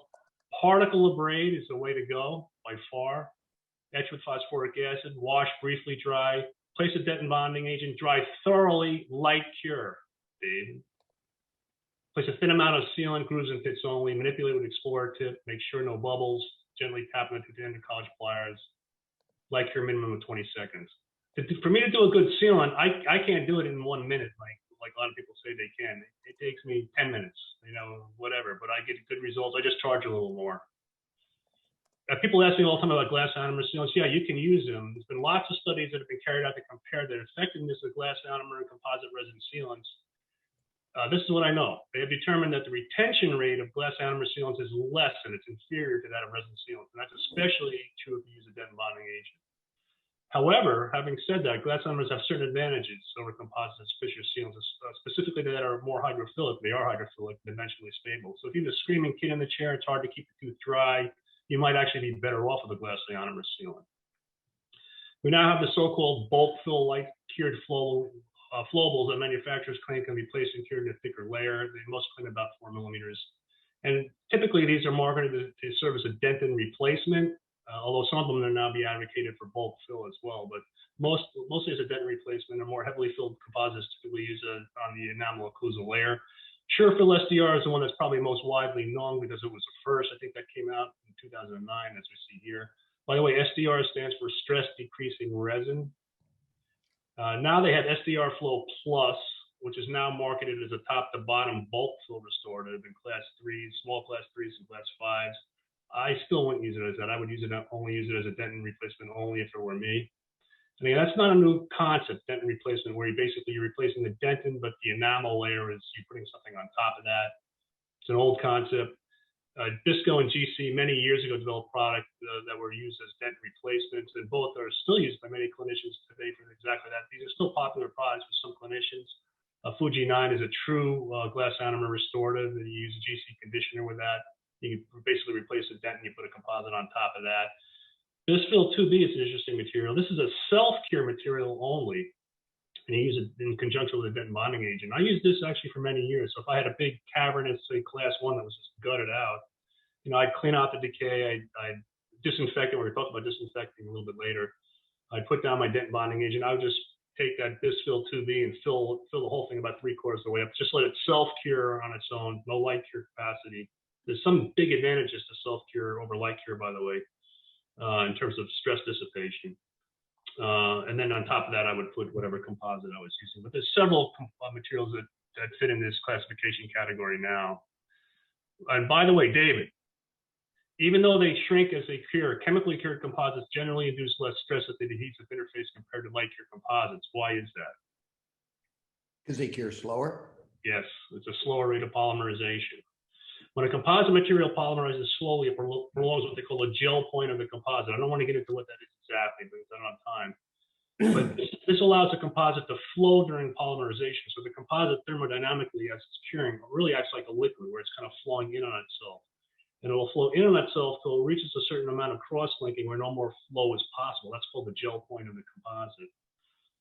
So in principle, as this act of flowing helps to dissipate stresses that would normally be transferred to the adhesive interface polymerized composite into structure. Which, by the way, if you're using a dual cure material, something like Unisem, my protocol when I use a product like that, I would always let it self-cure first, then I'd come back and light cure it. I could give you 5 or 6 really good reasons for doing that. Not just stress dissipation, but I think you get a better interaction with the dentin as well. And if we have time, we'll talk about that in the Q&A. Very high intensity lights may not allow enough time for flow relaxation. There's a very viable and perhaps better alternative to flowable composite liners, and that's use of resin modified glass ionomer liners and bases. And why? Because to me, it's all about micro leakage. Why do our composites fail? Mostly, they either fail physically, there's some type of catastrophic physical breakdown of due to the physical properties of the composite, or it leaks. And mostly they fail because they leak. And we do a standardized class 5 micro leakage test, which is a standardized ISO test. We standardize the cavity preparation in the tooth. We put an enamel on the margin. We put a bevel on the enamel margin.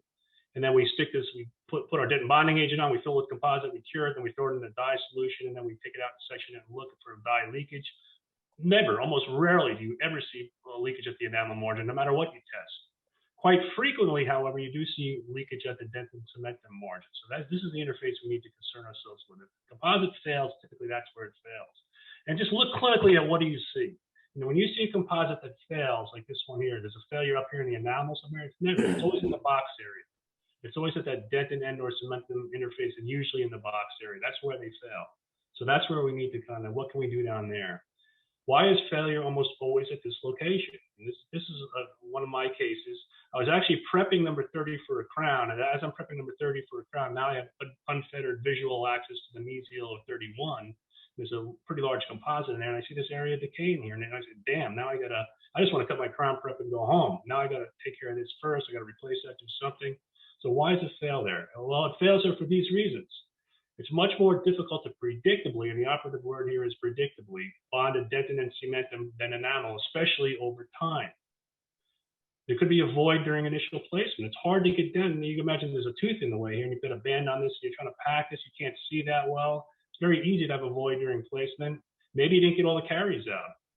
I think this happens a lot. Inadequate polymerization of the deep layers. Why? Because light energy is attenuated as it traverses distance. So maybe you got the composite in here at first, it was okay, but not enough light energy got in there to properly polymerize it, and it just washed out over time. Maybe the dentin bonding agent failed, maybe it wasn't polished properly, maybe the patient had crappy hygiene. All of these can result in micro leakage. So how do we stop our composite restorations from leaking? Because I think that's the primary reason that they fail, and that's the interface they fail at.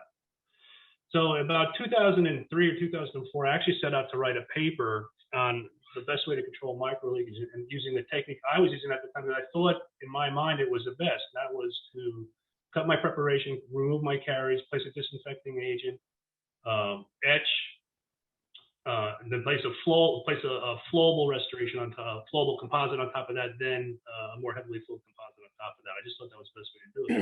And what I found was the opposite of what I hoped to find. I found that the best way to control leakage in the studies that I saw, and the same product kept popping up over and over again, that was Vitribond, followed by a Dentin bonding agent after it. So I kind of started looking at that a little bit.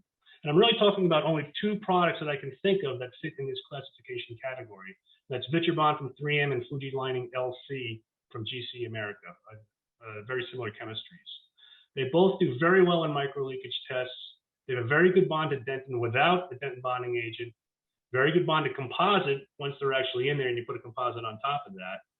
High fluoride release, that which is probably good as fluoride. Don't forget, fluoride is good for a lot of reasons. It's also a potent antimicrobial. All the halogens are. Good long-term track record. Coefficient of thermal expansion contraction similar to that of dentin, and anecdotally reports of less sensitivity, especially for those that were using total etch and starting to have sensitivity. When they started using these liners, that it significantly attenuated that sensitivity. And how I would use that product is a situation like this, where I've cleaned out caries. This is sound dentin. It's probably affected dentin. I know I can't bond well to affected dentin, so I'm not going to put a dentin bonding agent on until I cover it. What I'm going to do is disinfect it first, and hopefully we'll get a chance to talk about that. Then I'm going to put a very thin layer of Vitribond on the floor and run up the walls of the restoration and light cure that I keep it off the enamel margins, light cure at least 20 seconds. And again, it's a thin layer covering basically all the dentin. Now, again, I don't bring it all the way out to the enamel margin as you see here. And also another thing that I don't have time to talk about much is when I do my composite restorations posteriorly, I always bevel the enamel. I can give you a whole bunch of good reasons for doing that, which we're not going to have time to discuss. Again, I prefer to leave resin modified glass ionomer off the enamel margin if it's visible, like in this area here. In a situation like this is a pretty small preparation. I probably wouldn't even use a product like Vitribond. I probably would use a dentin bonding agent and a composite.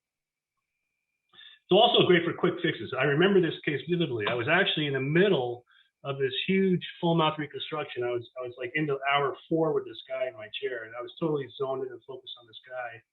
And my office manager came back to me, Mr. Smith is in the waiting room. He's catching a plane in like 3 hours to Seattle. He's got a tooth that broke, and it's really sensitive to air. And he says, you got to do something before he flies. I'm like, Jesus Christ. All right, stick him in the middle room. So I run in there, and I see this. So all I did was, and it took like 2 minutes. I just took this, went over it with a little pumice, no anesthesia, just a little pumice. So you're going to sting for a little bit, wash it off, quick dry, real quick dry, put some Vitribond on there, light cure it, sent him on his way. I saw him like 2 years later, because he never came back, that Vitribond was still there. So I used it for little quick fixes like that, just to hold me over. What about using true glass ionomers as a base in open or closed sandwich techniques, or as standalone restorative materials? I think it's fine. I think there's some good products out there. I myself did not use many glass ionomers, but I know a lot of people that did. There's certain situations where I think they're good. Danny Ward, good friend of mine, he wrote a great paper on and made a very strong case for glass ionomer restorative materials. That's a real good reference if anybody's interested. I sometimes use true glass ionomer restorers under posterior crown margins. Here's basically the only place I used them. Again, I didn't have a lot of kids in my practice, so that wasn't an issue. Under posterior crown margins where decay is evident and the crowns are not being replaced. And we all have situations where this is a good one to show here. This is an elderly patient. He was in his mid-80s and pretty decent health. This was a hopeless tooth. Like, it was non-restorable. There was no, radiographically, it looked fine. It was asymptomatic. He had no pain or discomfort. So I'm thinking, well, instead of just yanking this tooth out, why don't I just clean it out? And I actually did a little electrosurgery. David would use his diode laser. Just open this up a little bit. So that's best I could on this frication. Clean it out as best I could. And I just packed it with resin glass ionomer. And that's what we did here. And I've done this with a lot of patients, and that tooth may last the rest of that patient's life. It's not bothering him. It's asymptomatic. Is it ideal? No, but it's better than having nothing. And so that's a situation where I might use a product like that. And by the way, sometimes I use SDF now, silver diamide fluoride, also prior to putting this in. And by the way, just for you glass ionomer people who love glass ionomers, there is not overwhelming support in the literature that indicate glass ionomer bases make any difference in terms of longevity of composite restoration, survival, and clinical practice. Almost all the reported success that I've seen on clinical effectiveness of glass ionomers really is anecdotal. I don't see much in the literature supporting it. This is a really good study that was done, a large study over, it was 18 years survival of posterior composites, so a long longitudinal study, a lot of restorations, 623 restorations, half with glass ionomer bases, half without, and there's really no difference in the rate of survival.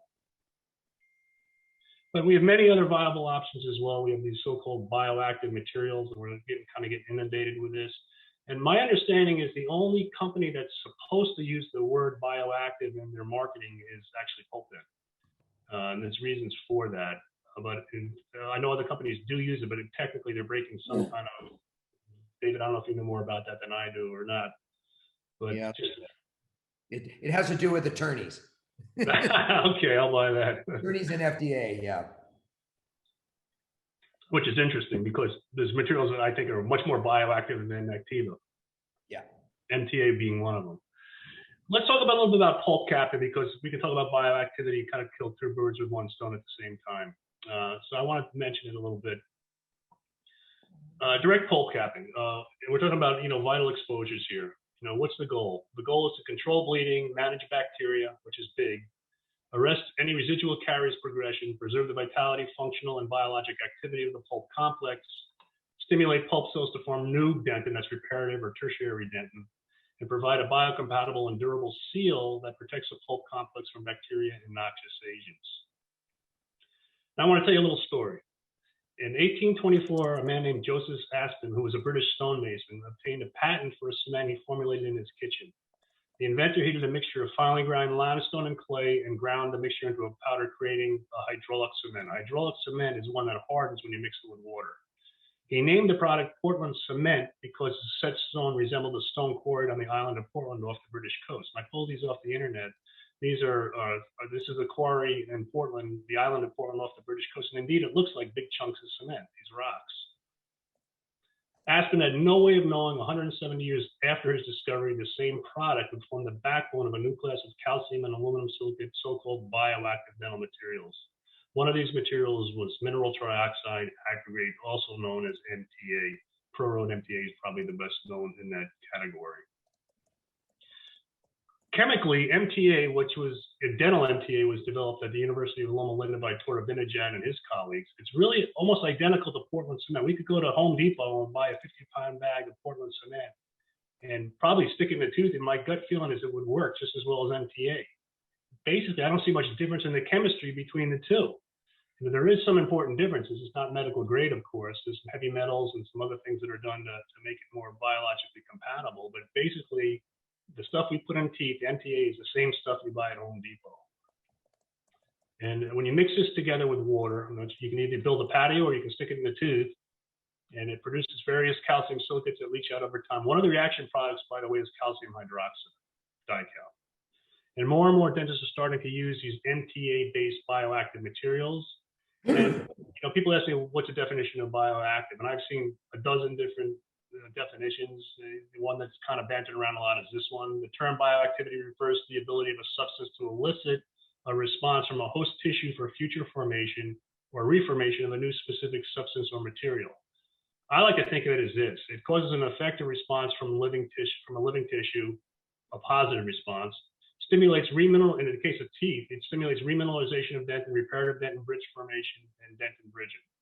And basically, it involves ionic exchange mechanisms. There's all kinds of ions trading places, but the ones we're concerned about mostly are calcium and phosphate. And virtually all the bioactive materials, with a couple of notable exceptions, are high pH calcium silicates and/or calcium aluminates. And I just put down some products here that we're all kind of familiar with. A lot of these Thera products from Visco, they hit it big with TheraCal, which I'm going to talk about in a little bit. And because of that, they kind of use the same chemistry to develop these other products. But again, most people are familiar with many of these products. The one oddball here kind of is the Activa, which doesn't use any type of MTA in its formulation. Basically, it's a resin-modified glass ionomer. Interesting material, though. Based on the research that I've seen, and there's been a couple of head-to-head studies where they put MTA against biodentin, they have very good success as pulp capping agents, significantly better than dical. They're very biocompatible and work well in a moist environment.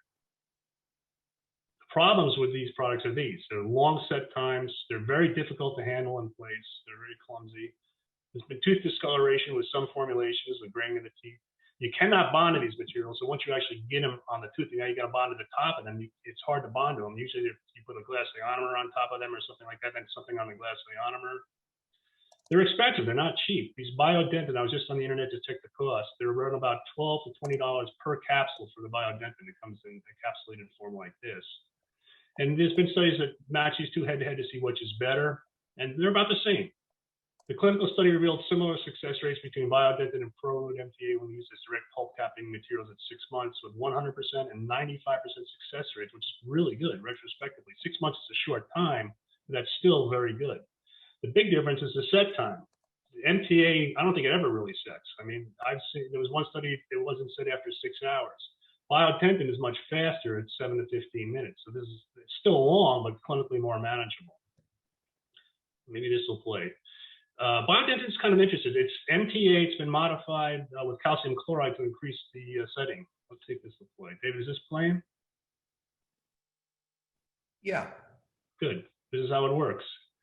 The MTA materials in here, you put in the water and calcium chloride, put this in your triturator. Who has a triturator these days? I don't know. Glass ionomer people do. Take it out. A lot of people use this material. It's a really, biologically, this is a good material. It's just annoying. Take it out and you actually carry it in a amalgam carrier. Stop your bleeding, disinfect, put it on over your pulp exposure. You just tamp it in gently. Then you got to sit there and wait 8 to 15 minutes for it to cure, and then you go ahead from there. But the success rate of this product is really very good. It's probably one of the, if you had me to pin me down and ask me one of the best products to use for direct pulp caps in terms of maintaining the vitality of the pulp, this probably would be the product. Now, the huge advantage a product like TheraCal has over these other products is the ease of use and the ability to set on command via light polymerization. You just put the stuff on and you cure it, you're done. And it's really a new class of materials. It's technically a light cured resin modified calcium silicate flowable. And about half of it, 30 to 50%, is Portland cement, NTA. The other half is resin and some other things. The question becomes, by putting a resin in here, how does that interfere with the potential benefits of the Portland cement? Because it's got to change things. In terms of ease of use, there's no question it's the easiest to use amongst the materials I've discussed so far. According to the manufacturer, TheraCal is a light-cured, resin-modified tricalcium silicate bioactive liner in a hydrophilic monomer, and that is important, a hydrophilic monomer, designed for direct and indirect pulp capping. It has been shown to stimulate hydroxyapatite and secondary dentin bridge formation. Well, that sounds good. Mark Cannon, who is actually a pedodontist, he's a real smart guy, done a lot of good things. He's really done a lot of work on this TheraCal. He started working on it around 2000, I think. He's done a lot of in vivo studies on monkeys and dogs and things like that. And he found that he had good pulpal healing after pulp exposure and bridge formation with the use of TheraCal in those in vivo situations. Also, Gaddafi did a lot of work with TheraCal. He found it displayed higher calcium releasing ability and significantly lower solubility than either ProRoot MTA or Dicel. Also better physical properties, which is not surprising because it's resin-based and you're curing with a bonding light. Now, here's where I use TheraCal, primarily for direct pulp caps and very near pulp exposures. The whole key to this system is you got to leave the dentin moist before you place it, or it won't work. So here's the protocol. So if I have an exposure like this, and again, you have to use your clinical judgment. If you get a pulp exposure like this, the blood squirts across the operatory and hits the wall, that tooth is toast. It's so hyperemic that nothing's going to save that tooth. But if you just get that normal exposure and it looks fairly healthy, doesn't look necrotic, there's some guesswork involved, you got to stop the bleeding first. And what I'll do is take a pellet and I'll either soak it with sterile saline, 2% chlorhexidine, or sodium hypochlorite would be my 3 choices, either one of those. I use 2% chlorhexidine. And I just take the cotton pellet and I stick it right on there with a hemostat or a college pliers and just hold it there. Maybe 30 seconds to a minute, take it off, see if it's bleeding. If it's still bleeding, reapply, do it again until it stops bleeding. If you can't stop the bleeding, you got an endo situation. But usually you can stop the bleeding. Then I will place a small amount of TheraCal on leaving the dentin moist. So what I do is when I take that cotton pellet off, it's soaked with my 2% chlorhexidine, which is mostly water. I don't dry it all. I don't air dry it at all. I just leave the moisture on there. And then I take my Theracal and I put it on over that moist dentin in a very thin layer. That's important too. It's got to be a millimeter or less. It doesn't cure well because it's so opaque. So you have to keep it in a very, very thin layer, cure it at least 20 seconds. Important. Then what I like to do, my technique is this. Then I would briefly dry it, and I take a Vitribond, which is a resin modified glass on, and I put it on over the Theracal, including some of the surrounding tooth structure, kind of like a little Band-Aid over that. Then I go ahead and place my restoration. So here we have a upper canine. I don't have a pulp exposure, but I'm real close. You can see the glow of the pulp. So I'm going to take a disinfectant, either cavity cleanser or the one from Ultradent, Conceptus, not Conceptus scrub, just Conceptus, about 2% chlorhexidine, cotton pellets, stick it in there. I'm going to disinfect that for at least a minute, kind of blot it dry. Leave it very moist. A thin layer of Theracal, light cure that. And what I like to do is put Vitribond in a thin layer over the Theracal, cure that. Then I'll etch, put my dent bonding agent, and then whatever composite I'm using. Here we have a radiograph of the finished result. This is what I want to show you. This is actually published. I published this. I'm not encouraging anyone to do this. I just figured I had nothing to lose, and I had the right patient to do this with. This is a pretty large pulp exposure. This patient had very extensive distal caries on this tooth. And so I cleaned it out to solid tooth structure. I got all the caries dentin out, and I had a pretty significant pulp exposure. So right away, I'm thinking endo. I said, well, let's try this. I talked to the patient. I said, let's go for it. Stop the bleeding with chlorhexidine on a cotton pellet. I just let it soak first, and you can put pressure on it again with college pliers. Take it out, a thin layer of Theracal, cure that. Vitribond over the Theracal, cure that. Then I built it up with a dentin bonding agent, again, probably All-Bond Universal, and a self-cure core paste. I'm big on self-cures for doing my cores. And I was using a product at that time called Core Place, which is also a Bisco product, a self-cure material only. I don't think they carry that anymore. I know Denmat sells a version of that. And my final plan was full coverage, but I didn't know if this was going to work, so I let the tooth sit. This is immediate post-op, and I'm right there. I don't know how well you can see this on whatever you're looking at this on your, on the phone, it might be hard to see, but I'm very close. So this is September of 2015. This is October 19th, 2016, so a little bit over a year later. And to my eye, I tried to keep the angle exactly the same. And to my eye, it looks like we have new dentin here. And you have to remember teeth that are non-vital, you don't get a deposition of new dentin. So in this case, it seemed to work. It pulp tested vital. Patient was comfortable, radiographically looked good. After 25 months, I put a lithium disilicate crown on that tooth. And again, that's a published article, Direct and Indirect Pulp Capping, A Brief History, Material Innovations, and Clinical Report. Goes into some detail, not really just on Theracal, just on direct pulp capping and indirect pulp capping in general. I think, David, I might have even given this to you as a handout. I don't know. I'm sorry, what was that? I might have given you that to give out as a handout. I don't know if I did or not. Yeah, I'm not sure. You're confused. I'm confused. Just another one. This is caries detecting solution. A lot of caries there. Cleaned it out. Theracal. This one I didn't put Vitribond on. Sectional matrix, Garrison ring, so selective etch technique into a total etch. And then what I want to show you here really is this. This is the finished composite. What I want you to notice about this composite is the marginal ridge. I spent a lot of time making sure I had a proper marginal ridge. It starts high here and then slopes down to the center of the tooth. These marginal ridges are really important because they deflect food to the center of the tooth and helps to prevent you from getting food stuck inside. A lot of times I see composites and they're trapping food all over the place. It's not always the contact's bad. Sometimes there's just no marginal ridge and the food's going the wrong direction. So that's real important. Another quick one, class 5, David gets his diode laser out, gets a little access, clean the caries, chlorhexidine, Theracal, Vitribond, and just restore that. Real quick about Activa, because I know it's a product a lot of people use and like, and I think that's fine. It's got a very interesting chemistry, which I don't have time to get into right now. The only thing I would say is this.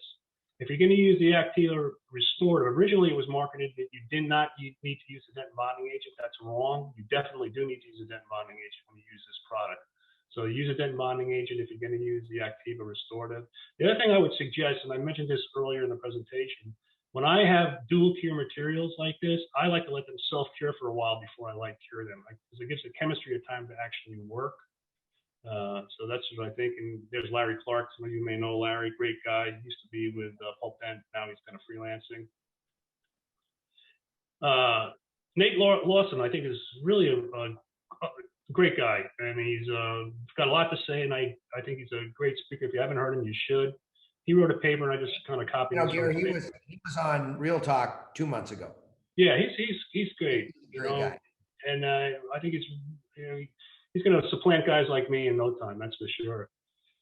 This is his thinking, but I agree with everything he said here. The use of MTA liners has been shown to have higher success and rates for calcium hydroxide than for direct pulp capping. I agree with that. Bioactive calcium silicate liners with decreased setting times like Biodentin show promising clinical and histologic results. I absolutely agree with that. Bioactive restorative materials, and I'm thinking he's talking about Activa here, do not have an approving bond with the surrounding tooth structure without a dentin bonding agent. That's true. With one, that's fine. Or evidence of protection from acidic challenges. Further evidence is needed to substantiate such claims. And bioactive cements may be capable of including open margins via calcium phosphate participates. And he's talking about things like Ceramer, Crown and Bridge, which some of you may have used or heard of, which is an interesting material, or Theracem by Bisco. However, the retention rate strength of these cements is inferior to that of adhesive resin cements, which is also true.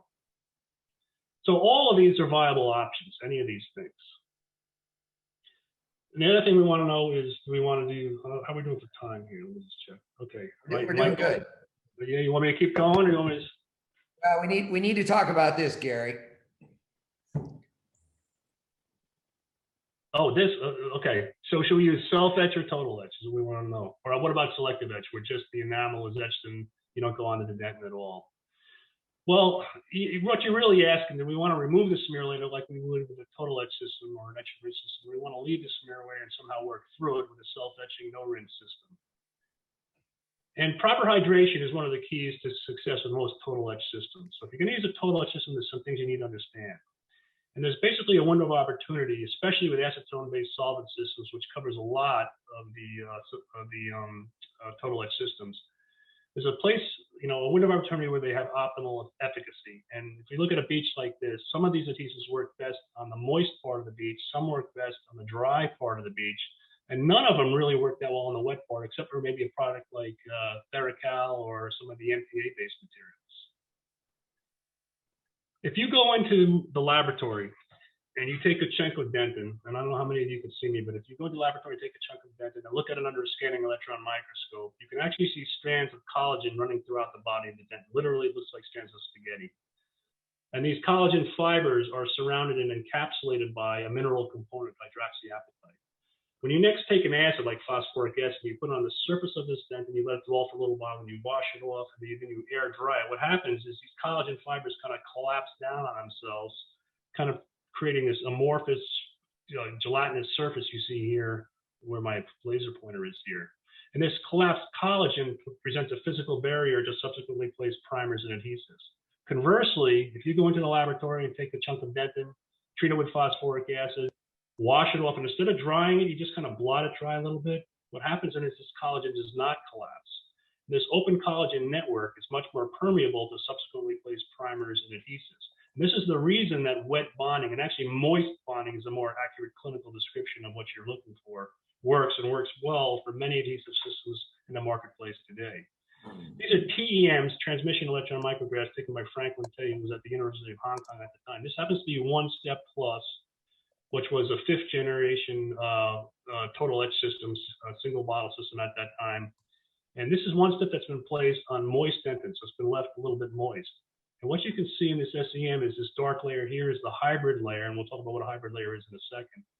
And what we see is a very good hybrid layer that's well formed, and we're getting a very good bond of the 1-step material to the dentin. We take that exact same product, exact same dentin, except we air dry it for 3 seconds. We don't leave it moist.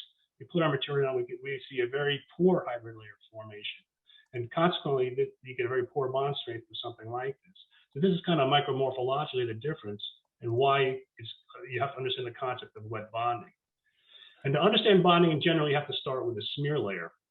Now, the smear layer is the residue that's kind of left on the surface of the tooth after we run a high-speed handpiece burr over it at several 100,000 RPMs. It's an amorphous layer consisting of coagulated proteins, various dental debris, enamel and dentin debris, and bacteria. There's a lot of bacteria in smear layers. The smear layer is a weak link in any restoration that we place, and it really needs to be removed and or modified and bypassed in some fashion in order to achieve good bonding. If we next take this smear layer, after we've instrumented it, we treat it with phosphoric acid, and we wash it off, and we leave it wet, we see this is a surface that we see. The smear layer is gone, the dentin collagen fibers are exposed, and they're in an open position because they've been left moist. And now we're going to paint a dentin bonding agent on this. And what we need our dentin bonding agent to do is to get on top of this surface and get through all this spaghetti-like stuff and engage what's underneath this. So you're not bonding to this, you're bonding to what's underneath this. And if you want to see what's underneath this, we can remove all this collagen with with an enzyme like collagenase, a proteolytic enzyme. We can remove that, and this is what's underneath that collagen, and this is what we're actually bonding to. So what's important is to get rid of this, expose this, and then get through this to engage this, if that makes sense. You can maybe see a little better in cross-section. Dentin that's been treated with phosphoric acid. This is all collagen up here. This is unaltered dentin down here that hasn't been affected by the acid. Next, we paint a dentin primer on there. And we want this primer to go as completely as possible through this demineralized dentin, all these collagen, and engage or lock into that dentin that's underneath. It's this layer of primer resin infiltrated dentin that is called the hybrid layer, first described by Nakabayashi in 1982. Again, links in a chain. We've talked about links in a chain. So we've got our composite, our bonding agent. We've got our hybrid layer, which is not bonding agent nor tooth, but a mixture or hybrid of the two. And usually we get some resin tags down the dentin tubules as well. So what's the take-home message clinically? Is you have to understand your system. Total etch systems, almost all of them work best when dentin looks like this. It's visibly moist. A product like Theracem, it has to look like that. If you take your thumb and lick your thumb and see that moisture on your thumb, that's about what the dentin should look like before you place many of the total etch systems in the marketplace today. Self-etching systems will work in this capacity also, but usually not as well. Self-etching systems usually work better if the dentin's been air dried a little bit, like this. So you have to just know your adhesive system. And what about re-wetting dentin with an antimicrobial solution after you dry, which is kind of a lot of people are doing that now. So they get this, but they want to disinfect it and or re-wet it, so they go from here to here. Can you do that? And yeah, you can. This whole little cottage industry of products has kind of popped up that market themselves as re-wetting / disinfecting solutions. And these systems are used by a lot of dentists with both total etch and self-etching systems. There's a lot of good products in the marketplace. The one that I like the best is 2% chlorhexidine, although there's some other good choices, and Bluma is one of them. I don't know if we'll have time to talk about that. And chlorhexidine is a really good product. It's got a lot of positive attributes, kills lots of things. I like it because it's got a very strong affinity for proteins. What is collagen in a dentin? It's protein. It's a protein. And it's got a prolonged action. So even after you put this on the tooth and you rinse it off, it still stays bound to the collagen in the dentin. That's why chlorhexidine is used a lot in hospitals, because you wash your hands with it, you rinse off your hands with it, it still maintains an antimicrobial effect for several hours after you wash it off. Another thing that it does is it inhibits MMPs, matrix metalloproteinases. This is a new area of research in adhesive dentistry that may contribute to enzymatic breakdown of the adhesive interface over time. Again, which leads us to how stable is the bonded dentin over time. And let's look at some failures. This is an Onley I placed. I don't remember if this was porcelain or composite. It doesn't matter. I guess it was composite Onley. It was in for 8 years. I placed it with a third generation total etch system. And it was bonded in from Dual-Cure porcelain from Kerr. But it fell. Patient came in with it in their hand. I'm looking at it and go, because I know there was no decay here when I placed it. I put Caries detecting solution on it, and yeah, there's decay in there. Where did that decay get in? It gets in where it always gets in, at that interproximal margin of dentin and cementum. So that got in there underneath my restoration, loosened it up, and it fell out. So reasons an adhesive interface might fail, there's lots of reasons, as we all know.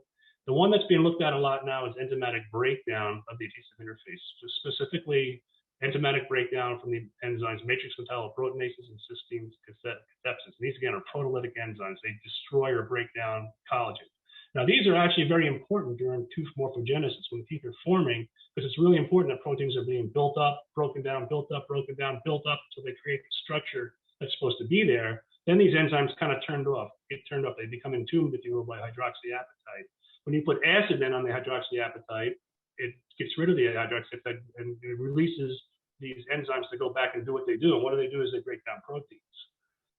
So there are families of zinc-dependent proteolytic enzymes that are capable of degrading the dentin organic matrix after demineralization. I think of them as collagen eaters. And what they do, again, think of a bonded interface as a chain made up of a series of links. And like a chain, our bonded interface is only as strong as the weakest link. So if we look at the links in the chain, we've got this resin encapsulated collagen, which is a protein. MMPs break down the collagen within the newly formed created hybrid layer. So they attack this link in the chain. Basically, the collagen turns into gelatin over time, and it kind of weakens that link. And this could result in significant loss of bond strength, micro leakage, hydrolysis, and eventual failure of the adhesive interface. That's what happens. And what they've done from various studies, and I want to get into them now, is that chlorhexidine and other antimicrobials as well have the potential to inhibit this MMP activity and thus enhance hybrid layer durability. And because of this, I think it's a really good idea that we begin to start incorporating some of these antimicrobials into our bonding protocol at somewhere. You know, again, one of the things that people are doing now when they're total etching, after etching enamel and dentin, you wash, air dry, and re-wet the preparation with a cotton pellet soap and chlorhexidine, let dwell for at least 30 seconds, blot dry, then go ahead and place your dentin bonding agent and so forth. People ask me about Gluma, David, and we're going to end it just right here. Yeah, Gluma works great. And this is what's in Gluma for those who don't know, hemo water, glutaraldehyde. It can also be used as a re-wetting and disinfecting solution. And studies show that Gluma also is an MMP inhibitor. And Rella Christensen actually has done a lot of fine work in this area. So yes, you can use it. You don't have to use the Gluma from Colzer. You can use G5 from Clinician's Choice or Microprime from Dan Roll. The chemistry is exactly the same. So get the one that's the cheapest. I don't need to talk about this right now. It works real well. Benzalkonium chloride is another thing that works well. And again, we don't have to talk about that. I'm going to close with this. All tooth preparations are highly contaminated, and the microbes that cause the need for excavation in the first place can survive and multiply under the newly placed restorative and slowly continue to demineralize tooth structure. It is highly likely that in the future, other manufacturers will directly or indirectly incorporate antimicrobials and MMP inhibitors in their adhesive conditioner and restorative formulations and protocols. And that's exactly what's happened. We're going to end it right there. All right. Awesome. Man, that's a lot of stuff. You're right. That was 2.5 hours in less than 2 hours. So I appreciate that. So a couple things I do want to address. And again, that was awesome. So yeah, you covered so much great stuff.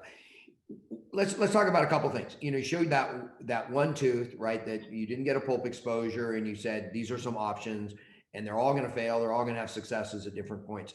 Let's go through your protocol. You know, as an educator, you're kind of like me in that you say, you know, a lot of things work. You could do a bunch of these things, but we know the audience wants to know what we do, what you do, Gary.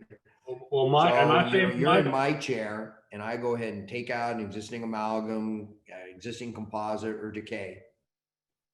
My protocol in moderate to deep restorations was pretty similar. And I did a lot of direct composites, and I had very good success and very little sensitivity. And you want me to name product names too? I don't know if that's kosher or what, but I can do that if you want me to. Oh, you're frozen, David. Okay.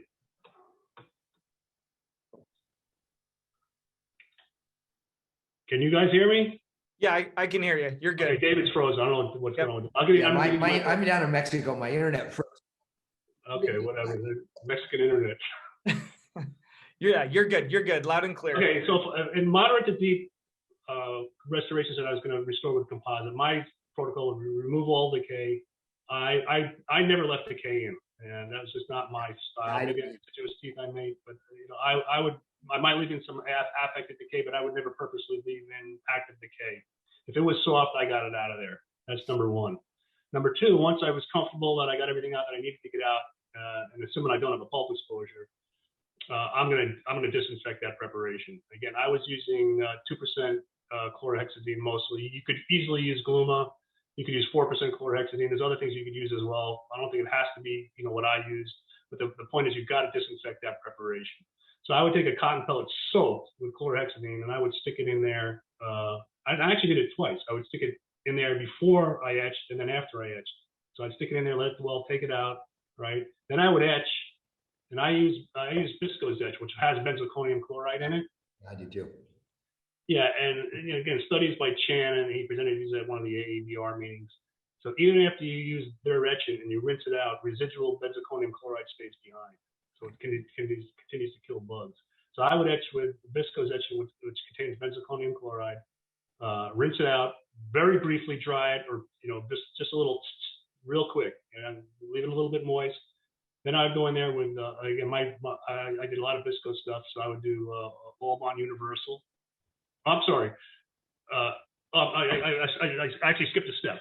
Let me go back. So I would use the antimicrobial on there, right, at first, and then I would follow with Vitribond, which was a 3M product. I put a thin layer of Vitribond on it, then cure that. Then I'd come back and etch everything. That makes sense. Then I'd use my Dentin bonding agent, then my composite on top of that. That was my protocol for 90% of my composites. Okay. Okay.